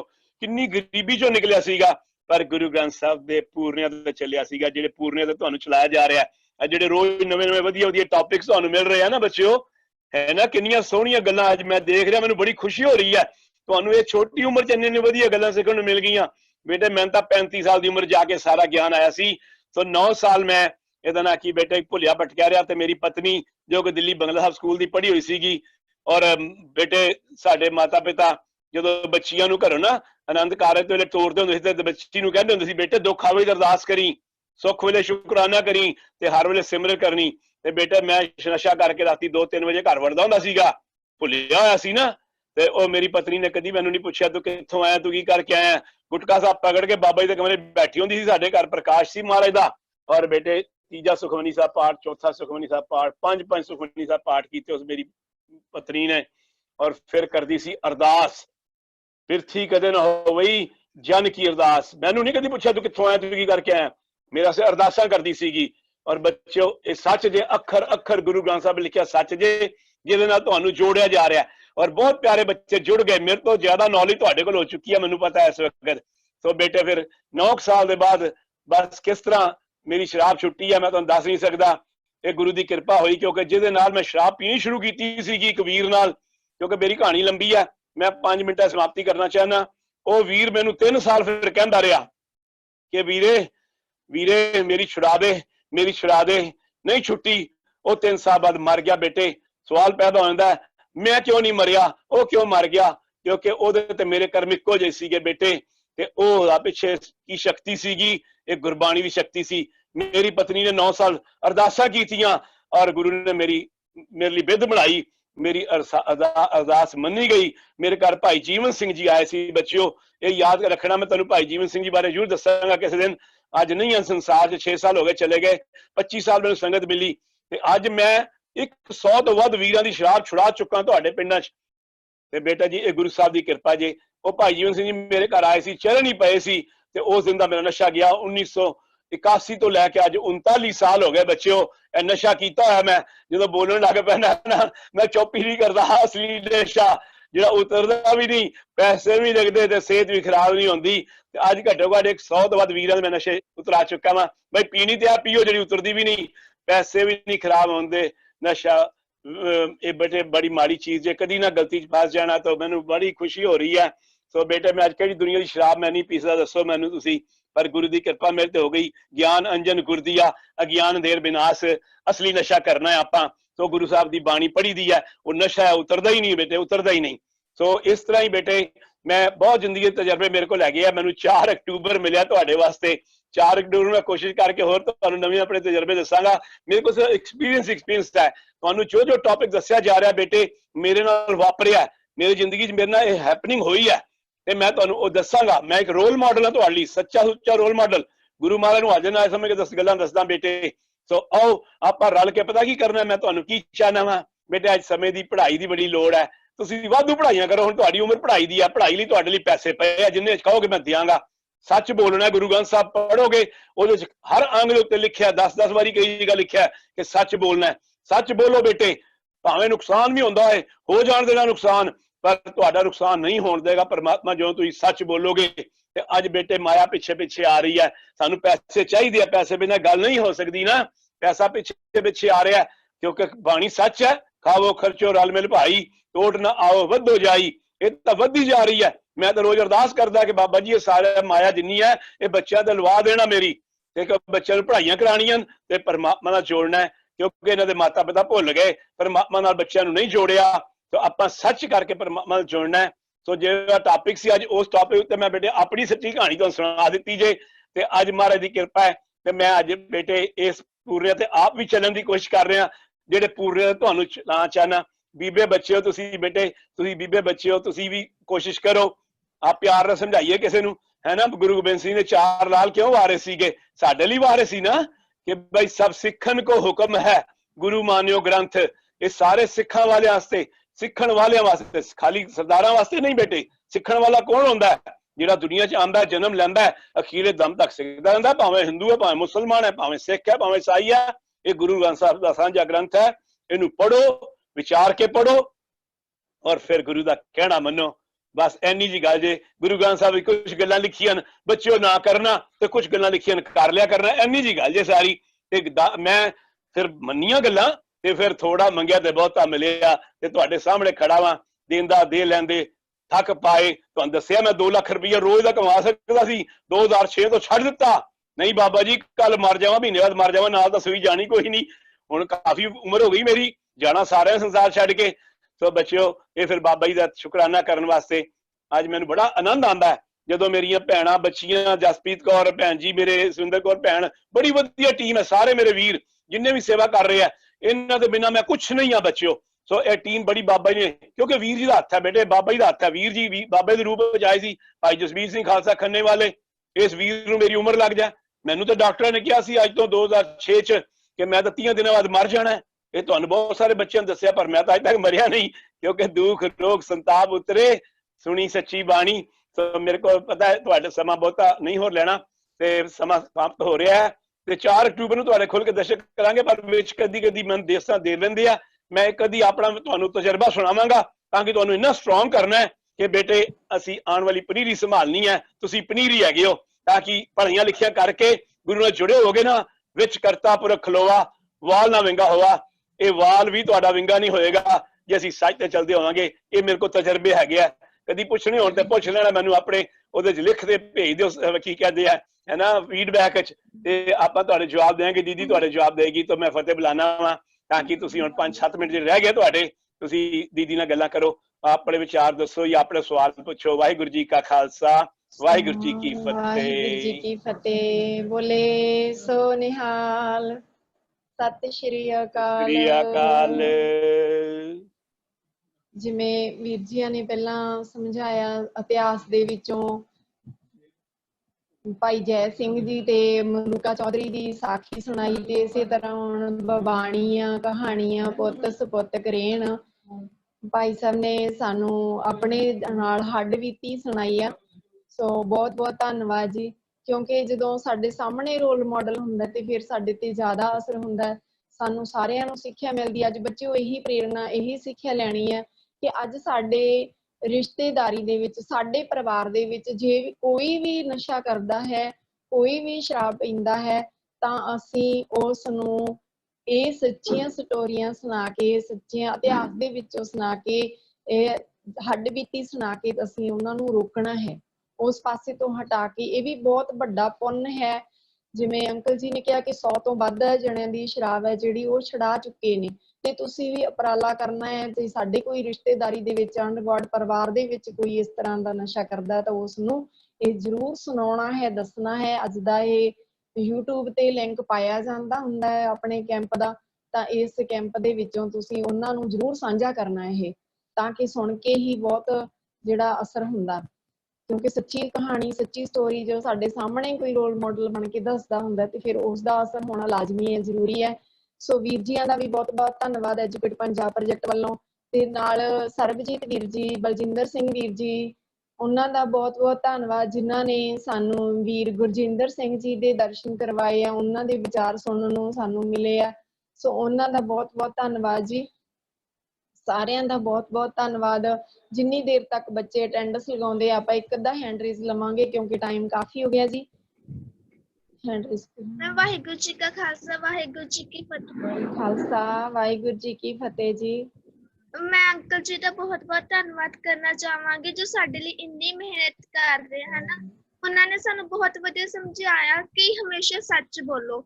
ਇਹ ਸਾਨੂੰ ਹਮੇਸ਼ਾ ਮਿਹਨਤ ਕਰਨੀ ਚਾਹੀਦੀ ਹੈ। ਸਾਨੂੰ ਗੁਰੂ ਸਾਹਿਬ ਜੀ ਨੇ ਇੰਨੀ ਤਾਕਤ ਦਿੱਤੀ ਹੈ ਕਿ ਆਪਣੇ ਹੱਥੀ ਆਪਣਾ ਆਪੇ ਹੀ ਕਰ ਸਵਾਰੀਏ, ਕਿ ਅਸੀਂ ਆਪਣੇ ਹੱਥਾਂ ਨਾਲ ਆਪਣੇ ਕੋਈ ਵੀ ਪ੍ਰੋਬਲਮ ਹੈ ਅਸੀਂ ਉਹਨੂੰ ਸੋਲਵ ਕਰ ਸਕਦੇ ਹਾਂ। ਅਸੀਂ ਆਪਣੇ ਆਪ ਨੂੰ ਇੰਨੇ ਕਾਬਲ ਬਣਾ ਲਈਏ ਕਿ ਵੱਡੀਆਂ ਵੱਡੀਆਂ ਉਪਾਧੀਆਂ ਗੁਰਸਿੱਖ ਡਾਕਟਰ, ਗੁਰਸਿੱਖ ਇੰਜੀਨੀਅਰ ਬਣ ਕੇ ਬਹਿ ਜਾਈਏ। ਹਮੇਸ਼ਾ ਅੱਗੇ ਵਧਦੇ ਰਹੀਏ। Thank you. ਵਾਹਿਗੁਰੂ ਜੀ ਕਾ ਖਾਲਸਾ ਵਾਹਿਗੁਰੂ ਜੀ ਖਾਲਸਾ ਵਾਹਿਗੁਰੂ ਜੀ ਕੀ ਫਤਿਹ। ਬਹੁਤ ਬਹੁਤ ਧੰਨਵਾਦ ਜੀ ਬੇਟੀ ਦਾ, ਜਿਹਨੇ ਆਪਣ ਹੱਥੀਂ ਆਪਣਾ ਆਪੇ ਹੀ ਕਾਜ ਸਵਾਰੀ ਹੈ ਦਾ ਕੰਸੈਪਟ ਸਾਰਿਆਂ ਨੂੰ ਦਿੱਤਾ ਗੁਰੂ ਦੀ ਬਾਣੀ ਵਿੱਚੋਂ। ਅੱਗੇ ਬੇਟੀ। ਹਾਂਜੀ ਹਾਂਜੀ ਬੋਲੋ। ਵਾਹਿਗੁਰੂ ਜੀ। ਵਾਹਿਗੁਰੂ ਜੀ ਕਾ ਖਾਲਸਾ ਵਾਹਿਗੁਰੂ ਜੀ ਕੀ ਫਤਿਹ। ਖਾਲਸਾ ਵਾਹਿਗੁਰੂ ਜੀ ਕੀ ਫਤਿਹ ਜੀ। ਸਭ ਤੋਂ ਪਹਿਲਾਂ ਮੈਂ ਗੁਰਜਿੰਦਰ ਸਿੰਘ ਜੀ ਦਾ ਧੰਨਵਾਦ ਕਰਦੀ ਹਾਂ ਕਿ ਉਹਨਾਂ ਨੇ ਸਾਨੂੰ ਬਹੁਤ ਵਧੀਆ ਸਿੱਖਿਆ ਦਿੱਤੀ। ਮੇਰਾ ਕੁਐਸਚਨ ਹੈ ਕਿ ਜੋ ਨਸ਼ਾ ਕਰਦੇ ਨੇ ਉਹਨਾਂ ਨੂੰ ਨਸ਼ਾ ਕਰਨ ਕਿਵੇਂ ਹਟਾਈਦਾ? ਬੱਚੀ ਦਾ ਸਵਾਲ ਹੈ ਜੀ, ਜਿਹੜੇ ਨਸ਼ਾ ਕਰਦੇ ਨੇ ਉਹਨਾਂ ਨੂੰ ਕਿਵੇਂ ਹਟਾਇਆ ਜਾਏ, ਤੇ ਉਹਦਾ ਜ਼ਿਕਰ ਅੰਕਲ ਜੀ ਵੀ ਕਰਕੇ ਗਏ ਨੇ ਕਿ ਵੇਖੋ ਅਰਦਾਸ ਵਿੱਚ ਬਹੁਤ ਤਾਕਤ ਹੈ। ਅਸੀਂ ਜਦੋਂ ਗੁਰੂ ਅੱਗੇ ਅਰਦਾਸ ਕਰਦੇ ਹਾਂ ਤਾਂ ਇੱਥੇ ਵੀ ਸਾਡੇ ਬਠਿੰਡੇ 'ਚ ਵੀ ਇੱਕ ਪਰਿਵਾਰ ਐਸਾ ਕਿ ਉਹ ਬੱਚੀ ਦੇ ਪਿਤਾ ਨਸ਼ਾ ਕਰਦੇ ਸੀ, ਸ਼ਰਾਬ ਪੀਂਦੇ ਸੀ, ਤੇ ਉਹ ਰੋਜ਼ ਸ਼ਾਮ ਨੂੰ ਆਣ ਕੇ ਸੋਦਰ ਦਾ ਉਹਨੇ ਪਾਠ ਕਰਨਾ, ਅਰਦਾਸ ਕਰਨੀ। ਤੇ ਅੱਜ ਤਕਰੀਬਨ 1.5 ਸਾਲ ਬਾਅਦ ਇੱਦਾਂ ਦਾ ਮਾਹੌਲ ਆ ਕਿ ਉਹਨਾਂ ਦੇ ਪਿਤਾ ਜੀ ਤੇ ਮਾਤਾ ਜੀ ਉਹ ਵੀ ਨਾਲ ਆਉਂਦੇ ਆ ਸ਼ਾਮ ਦੇ ਸਮੇਂ। ਤਾਂ ਇਹ ਆ ਕਿ ਜਿੱਥੇ ਬੱਚੇ ਅਰਦਾਸ ਕਰਨ, ਇਹ ਅਹਿਸਾਸ ਕਰਾਉਣ, ਆਪ ਬਾਣੀ ਜਦੋਂ ਬੱਚੇ ਪੜ੍ਹਦੇ ਨੇ, ਅਰਦਾਸ ਕਰਦੇ ਨੇ, ਤੇ ਕਿਤੇ ਨਾ ਕਿਤੇ ਜਾ ਕੇ ਜਾਂ ਪਿਤਾ ਹੋਵੇ ਜਾਂ ਘਰ ਵਿੱਚ ਹੋਰ ਕੋਈ ਪਰਿਵਾਰਕ ਮੈਂਬਰ ਨਸ਼ਾ ਕਰਦਾ ਤੇ ਉਹਨੂੰ ਇਹ ਮਹਿਸੂਸ ਹੁੰਦਾ ਕਿ ਇਹ ਬੱਚੇ ਮੇਰੇ ਵਾਸਤੇ ਵੇਖੋ ਕਿੰਨੇ ਜ਼ਰੂਰੀ ਨੇ, ਇਹ ਮੇਰੇ ਨਾਲ ਕਿੰਨਾ ਪ੍ਰੇਮ ਕਰਦੇ ਨੇ, ਕਿੰਨਾ ਮੇਰੇ ਵਾਸਤੇ ਵਾਹਿਗੁਰੂ ਅੱਗੇ ਅਰਦਾਸਾਂ ਕਰਦੇ ਨੇ। ਤਾਂ ਇੱਕ ਸਮਾਂ ਇਦਾਂ ਦਾ ਆਉਂਦਾ ਕਿ ਜਿੱਥੇ ਵਾਹਿਗੁਰੂ ਅਰਦਾਸ ਸੁਣਦੇ ਨੇ ਉੱਥੇ ਸਤਿਗੁਰ ਕਿਰਪਾ ਕਰਕੇ ਮਨ ਮਿਹਰ ਪਾਉਂਦੇ ਨੇ ਕਿ ਬੰਦਾ ਇਸ ਦਲਦਲ ਵਿੱਚੋਂ ਬਾਹਰ ਨਿਕਲ ਆਉਂਦਾ ਹੈ। ਬਹੁਤ ਬਹੁਤ ਧੰਨਵਾਦ ਵੀਰ ਜੀ ਦਾ। ਅੱਗੇ ਹੈਂਡ ਰੇਜ਼ ਲਓ ਜੀ, ਇੱਕ ਦੋ। ਜਿੰਨੀ ਦੇਰ ਤੱਕ ਅਟੈਂਡੈਂਸ ਲੱਗਦੀ ਹੈ ਉਨੀ ਦੇਰ ਤੱਕ ਆਪਾਂ ਹੈਂਡ ਰੇਜ਼ ਹੋਰ ਲਵਾਂਗੇ ਜੀ। ਵਾਹਿਗੁਰੂ ਜੀ ਕਾ ਖਾਲਸਾ ਵਾਹਿਗੁਰੂ ਜੀ ਕੀ ਫਤਿਹ। ਹਾਂਜੀ ਬੇਟਾ ਜੀ। ਬੇਟਾ ਆਪਣਾ ਸਵਾਲ ਦੀ ਇਸ ਵਿਸ਼ੇ ਦੇ ਨਾਲ ਰਿਲੇਟਡ ਸਵਾਲ ਹੈ ਨਾ? ਮੈਂ ਅਸੀਂ ਇਹ ਕਹਿਣਾ ਚਾਹੁੰਦੇ ਹਾਂ, ਆਪਾਂ ਜਿਹੜੇ ਵੀ ਲੋਕ ਨਸ਼ਿਆਂ ਨਾਲ ਜੁੜੇ ਹੋਏ ਹਨ, ਤੇਜ਼ਾਬਾਂ ਨਾਲ ਜੁੜੇ ਹਨ, ਉਹਨਾਂ ਨੂੰ ਸਾਨੂੰ ਹਟਾਉਣਾ ਚਾਹੀਦਾ ਹੈ ਤਾਂ ਕਿ ਜੀਵਨ ਹੋਰ ਵਧੇ। ਗੁਰੂ ਨੇ ਸਾਨੂੰ ਕਿੰਨੀਆਂ ਅੱਛੀਆਂ ਚੀਜ਼ਾਂ ਦਾ ਤੋਹਫਾ ਦਿੱਤਾ ਹੈ ਤੇ ਸਾਨੂੰ ਉਹਨਾਂ ਅੱਛੀਆਂ ਚੀਜ਼ਾਂ ਨੂੰ ਪਾਰ ਕਰਨਾ ਚਾਹੀਦਾ ਹੈ। ਤੇ ਨਸ਼ਿਆਂ ਵਾਲੇ ਨਸ਼ੇ ਤੇ ਸ਼ਰਾਬ ਜੋ ਲੋਕ ਅਤੇ ਸ਼ਰਾਬ ਜੋ ਪੀਂਦੇ ਹਨ, ਉਹਨਾਂ ਲੋਕਾਂ ਨੂੰ ਉਹਨਾਂ ਬੁਰੀਆਂ ਹਰਕਤਾਂ ਤੋਂ ਵੀ ਹਟਾਉਣਾ ਚਾਹੀਦਾ ਹੈ। ਵਾਹਿਗੁਰੂ ਜੀ ਕਾ ਖਾਲਸਾ ਵਾਹਿਗੁਰੂ ਜੀ ਕੀ ਫਤਿਹ। ਅੱਗੇ ਬੱਚਿਆਂ ਨੂੰ ਬੇਨਤੀ ਹੈ ਜੀ, ਜੇ ਕਿਸੇ ਦਾ ਸਵਾਲ ਹੈ ਤੇ ਉਹੀ ਹੈਂਡ ਰੇਜ਼ ਕਰੋ ਜੀ। ਬਾਕੀ ਹੈਂਡ ਰੇਜ਼ ਬਹੁਤ ਨੇ, ਪਰ ਸਵਾਲ ਜਿਨ੍ਹਾਂ ਦਾ ਸਵਾਲ ਇਸ ਵਿਸ਼ੇ ਨਾਲ ਰਿਲੇਟਡ ਹੈ ਉਹੀ ਹੈਂਡ ਰੇਜ਼ ਕਰੋ ਜੀ। ਮੈਮ ਵਾਹਿਗੁਰੂ ਜੀ ਕਾ ਖਾਲਸਾ ਵਾਹਿਗੁਰੂ ਜੀ ਕੀ ਫਤਿਹ ਜੀ। ਵਾਹਿਗੁਰੂ ਜੀ ਕਾ ਖਾਲਸਾ। ਜੀ ਮੇਰਾ ਕੁਐਸਚਨ ਇਹ ਸੀ ਕਿ ਸ਼ਰਾਬ ਬਣਾਈ ਕਿਉਂ ਗਈ ਸੀ, ਨਸ਼ੇ ਬਣਾਏ ਕਿਉਂ ਗਏ ਸੀ ਜੀ? ਅੱਛਾ ਜੀ, ਬਹੁਤ ਵਧੀਆ। ਇਹ ਤੇ ਜੀ ਵੇਖੋ ਸ਼ੁਰੂ ਤੋਂ ਹੀ ਲੈ ਕੇ ਜੇ ਬਾਣੀ 'ਚ ਜ਼ਿਕਰ ਆਇਆ ਜਾਂ ਉਹਦੇ ਤੋਂ ਪਹਿਲਾਂ ਜਿਹੜੇ ਵੇਦ ਸ਼ਾਸਤਰ ਜੀ ਉਹਨਾਂ ਵਿੱਚ ਵੀ ਜ਼ਿਕਰ ਆਇਆ, ਤੇ ਇਹਦਾ ਮਤਲਬ ਕਿ ਬਹੁਤ ਪੁਰਾਣੇ ਸਮਿਆਂ ਤੋਂ ਹੀ ਜਿੱਥੇ ਚੰਗੀਆਂ ਚੀਜ਼ਾਂ ਉੱਥੇ ਬੁਰੀਆਂ ਚੀਜ਼ਾਂ ਵੀ ਜਿਹੜੀਆਂ ਨਾਲ ਨਾਲ ਚੱਲਦੀਆਂ ਆਈਆਂ। ਇਸੇ ਕਰਕੇ ਮਤਲਬ ਹਰ ਥਾਂ ਤੇ ਇਹ ਕੋਸ਼ਿਸ਼ ਯਤਨ ਕੀਤਾ ਗਿਆ ਕਿ ਤੁਸੀਂ ਔਗਣਾਂ ਨੂੰ ਛੱਡ ਕੇ, ਬੁਰਾਈਆਂ ਨੂੰ ਛੱਡ ਕੇ ਚੰਗੇ ਵਾਲੇ ਪਾਸੇ ਤੁਰਨਾ, ਕਿਉਂਕਿ ਚੰਗਾ ਬਣਨ ਵਾਸਤੇ ਬਹੁਤ ਮਿਹਨਤ ਕਰਨੀ ਪੈਂਦੀ ਹੈ। ਬੱਚਿਆਂ ਨੂੰ ਚੰਗੇ ਪਾਸੇ ਲਾਉਣ ਵਾਸਤੇ ਬਹੁਤ ਕੁਝ ਕਰਨਾ ਪੈਂਦਾ, ਪਰ ਮਾੜੀਆਂ ਆਦਤਾਂ ਸਿਖਾਈਆਂ ਨਹੀਂ ਜਾਂਦੀਆਂ, ਉਹ ਆਪਣੇ ਆਪ ਹੀ ਇਧਰੋਂ ਉਧਰੋਂ ਸਿੱਖ ਲਈਆਂ ਜਾਂਦੀਆਂ ਨੇ।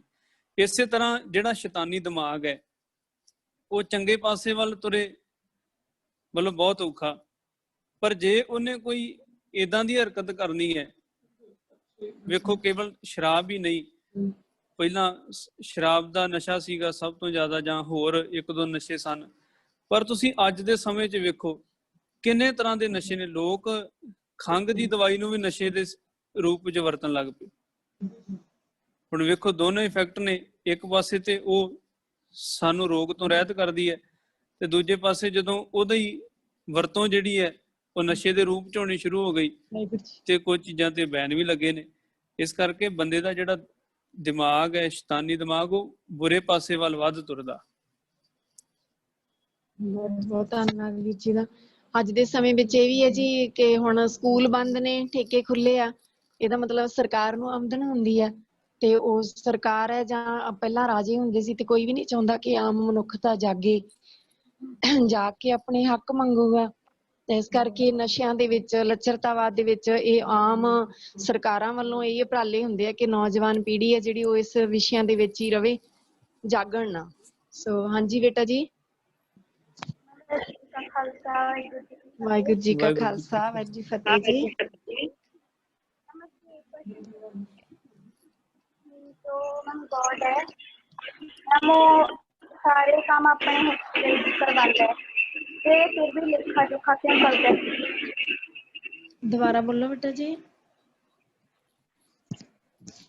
गॉड है परमात्मा, वो सारे काम अपने हुक्म दे विच करवाता है। ਸਾਰੇ ਕੰਮ ਆਪਣੇ ਹੁਕਮ ਵਿੱਚ ਕਰਵਾਉਂਦਾ। ਉਸ ਤੋਂ ਬਾਅਦ ਕੀ ਕਿਹਾ ਜੀ? ਹਾਂਜੀ, ਬੱਚੇ ਨੇ ਕਿਹਾ ਕਿ ਉਸ ਤੋਂ ਬਾਅਦ ਉਹਦਾ ਲੇਖਾ ਜੇਖਾ ਕਿਉਂ ਕਰਦਾ। ਹੁਕਮ ਦਾ ਮਾਇਨਾ ਇਹ ਹੈ ਕਿ ਜਿਵੇਂ ਮੰਨ ਲਓ ਇੱਕ ਰਾਜ ਹੈ ਤੇ ਰਾਜੇ ਨੇ ਕੁਝ ਹੁਕਮ ਆਇਦ ਕੀਤੇ ਕਿ ਆ ਕੰਮ ਕਰਨ ਵਾਲੇ ਨੇ, ਜਿਹੜੇ ਜਿਹੜੇ ਲੋਕ ਕਰਦੇ ਨੇ ਉਹਨਾਂ ਨੂੰ ਪਦਵੀਆਂ ਮਿਲਦੀਆਂ, ਉਹਨਾਂ ਨੂੰ ਸਨਮਾਨਿਤ ਕੀਤਾ ਜਾਂਦਾ, ਪਰ ਜਿਹੜੇ ਲੋਕ ਉਸੇ ਰਾਜ ਵਿੱਚ ਚੋਰੀ ਕਰਦੇ ਨੇ, ਡਕੈਤੀ ਕਰਦੇ ਨੇ, ਤੇ ਉਸੇ ਰਾਜੇ ਦੇ ਹੁਕਮ ਨਾਲ ਹੀ ਉਹਨਾਂ ਨੂੰ ਫਾਂਸੀ ਦੇ ਤਖਤੇ ਤੇ ਵੀ ਲਟਕਾਇਆ ਜਾਂਦਾ। ਹੁਕਮ ਸਾਰੇ ਪਾਸੇ ਵਰਤ ਰਿਹਾ, ਪਰ ਅਸੀਂ ਜਦੋਂ ਉਹਦੇ ਹੁਕਮ ਚੋਂ ਬਾਹਰ ਹੋ ਜਾਂਦੇ ਹਾਂ ਤਾਂ ਉਸ ਵੇਲੇ ਅਸੀਂ ਦੁੱਖਾਂ ਦੇ ਭਾਗੀ ਬਣਦੇ ਹਾਂ। ਜਿਸ ਵੇਲੇ ਉਹਦੇ ਹੁਕਮ 'ਚ ਚੱਲਦੇ ਹਾਂ ਉਸ ਵੇਲੇ ਮਹਾਰਾਜ ਨੇ ਆਖਿਆ ਉੱਥੇ ਸੁੱਖ ਹੈ, ਸਹਿਜ ਹੈ, ਸਬਰ ਹੈ, ਸੰਤੋਖ ਹੈ। ਇਹ ਪਦਵੀਆਂ ਨੇ, ਉਪਾਧੀਆਂ ਨੇ। ਹੁਣ ਸਰੀਰਕ ਦੁੱਖ ਉੱਥੇ ਵੀ ਉਨੇ ਹੀ ਨੇ, ਪਰ ਉੱਥੇ ਮਾਨਸਿਕ ਸਥਿਤੀ ਇੰਨੀ ਮਜ਼ਬੂਤ ਆ ਕਿ ਅਸੀਂ ਉਸ ਆਨੰਦ ਵਿੱਚ ਰਹਿੰਦੇ ਹਾਂ। ਪਰ ਜਿੱਥੇ ਅਸੀਂ ਹੁਕਮ ਤੋਂ ਬਾਹਰ ਹੋ ਜਾਂਦੇ ਹਾਂ, ਦੁੱਖ ਤਕਲੀਫਾਂ ਉੱਥੇ ਵੀ ਹਨ, ਪਰ ਉਹ ਬੰਦੇ ਨੂੰ ਪਰੇਸ਼ਾਨ ਕਰਦੀਆਂ ਨੇ, ਤੇ ਇਹੀ ਅਸਲ ਵਿੱਚ ਲੇਖਾ ਜੋਖਾ ਹੈ। ਬਹੁਤ ਬਹੁਤ ਧੰਨਵਾਦ ਵੀਰ ਜੀ ਦਾ। ਜਿਵੇਂ ਬੇਟਾ ਜੀ ਤੁਹਾਡੇ ਸਕੂਲ ਦੇ ਵਿੱਚ ਤੁਹਾਡੇ ਪ੍ਰਿੰਸੀਪਲ ਦਾ ਹੁਕਮ ਚੱਲਦਾ ਨਾ, ਪਰ ਪ੍ਰਿੰਸੀਪਲ ਦਾ ਹੁਕਮ ਕੀ ਹੈ? ਡਰੈਸ ਪਾ ਕੇ ਆਉਣੀ ਆ ਨਾ, ਯੂਨੀਫਾਰਮ ਪਾ ਕੇ ਆਉਣੀ ਆ। ਪਰ ਜਿਹੜਾ ਬੱਚਾ ਨਹੀਂ ਪਾ ਕੇ ਜਾਂਦਾ ਤੇ ਫਿਰ ਉਹਨੂੰ ਸਜ਼ਾ ਮਿਲਦੀ ਹੈ ਨਾ ਪ੍ਰਿੰਸੀਪਲ ਸਰ ਦੇ ਨਾਲ। ਇਸੇ ਤਰ੍ਹਾਂ ਕਰਕੇ ਸਾਡੇ ਸਾਰਿਆਂ ਦੇ ਪ੍ਰਿੰਸੀਪਲ ਸਰ ਕੌਣ ਹੈ? ਉਹ ਵਾਹਿਗੁਰੂ ਜੀ, ਉਹ ਗੋਡ ਪਰਮਾਤਮਾ। ਤੇ ਜਿਹੜਾ ਉਹਨਾਂ ਦੇ ਹੁਕਮ ਵਿੱਚ ਨਹੀਂ ਚੱਲਦਾ ਫਿਰ ਉਸਨੂੰ ਸਜ਼ਾ ਮਿਲਦੀ ਹੈ, ਹੁਕਮ ਵਿੱਚ ਹੀ ਮਿਲਦੀ ਆ। ਸੋ ਬਹੁਤ ਬਹੁਤ ਧੰਨਵਾਦ ਜੀ ਐਜੂਕੇਟ ਪੰਜਾਬ ਪ੍ਰੋਜੈਕਟ ਵੱਲੋਂ ਸਾਰਿਆਂ ਦਾ ਬਹੁਤ ਬਹੁਤ ਧੰਨਵਾਦ ਜੀ। ਦੁਬਾਰਾ ਤੋਂ ਫਿਰ ਵੀਰ ਸਰਬਜੀਤ ਸਿੰਘ, ਵੀਰ ਬਲਜਿੰਦਰ ਸਿੰਘ ਜੀ ਦਾ ਧੰਨਵਾਦ, ਜਿਨ੍ਹਾਂ ਨੇ ਵੀਰ ਗੁਰਜਿੰਦਰ ਸਿੰਘ ਜੀ ਨਾਲ ਸਾਨੂੰ ਵਿਚਾਰ ਸੁਣਨ ਨੂੰ ਮਿਲੇ ਆ ਜੀ। ਬਹੁਤ ਬਹੁਤ ਧੰਨਵਾਦ। ਸੋ ਕੱਲ ਨੂੰ ਫਿਰ ਸਾਰੇ ਬੱਚਿਆਂ ਨੇ ਟਾਈਮ ਨਾਲ ਜੁੜਨਾ ਹੈ ਜੀ, ਤਾਂ ਕਿ ਤੁਹਾਨੂੰ ਸਾਰਿਆਂ ਨੂੰ ਟੌਪਿਕ ਦਾ ਪਤਾ ਲੱਗ ਜਾਵੇ ਤੇ ਨਾਲ ਤੁਹਾਡੀ ਅਟੈਂਡੈਂਸ ਹੈ ਜਿਹੜੀ ਉਹ ਸਮੇਂ ਸਿਰ ਲੱਗ ਜਾਵੇ। ਸੋ ਹੁਣ ਸਾਰੇ ਬੱਚਿਆਂ ਨੇ ਅਟੈਂਡੈਂਸ ਲਗਾ ਦਿੱਤੀ ਜੀ। ਸੋ ਬਹੁਤ ਬਹੁਤ ਧੰਨਵਾਦ ਜੀ। ਕੱਲ ਨੂੰ ਫਿਰ ਮਿਲਦੇ ਹਾਂ। ਇੱਕ ਵਾਰੀ ਸਕਰੀਨ ਸ਼ੇਅਰ ਕਰ ਦਿਓ ਜੀ ਕਿ ਬੱਚਿਆਂ ਨੇ ਜਾਪ ਦੀ ਸੇਵਾ, ਕੀਰਤਨ ਦੀ ਸੇਵਾ ਜਾਂ ਕੋਈ ਹੋਰ ਪੁੱਛਣਾ ਹੈ ਤਾਂ ਉਹ ਪੁੱਛ ਸਕਦੇ ਆ ਜੀ। ਸਕਰੀਨ ਸ਼ੇਅਰ ਫੋਨ ਵਾਲੀ ਕਰ ਦਿਓ ਜੀ। ਕੱਲ ਨੂੰ ਫਿਰ ਮਿਲਦੇ ਹਾਂ ਜੀ 4 ਵਜੇ। ਤਦ ਤੱਕ ਦੇ ਲਈ ਵਾਹਿਗੁਰੂ ਜੀ ਕਾ ਖਾਲਸਾ, ਵਾਹਿਗੁਰੂ ਜੀ ਕੀ ਫਤਿਹ।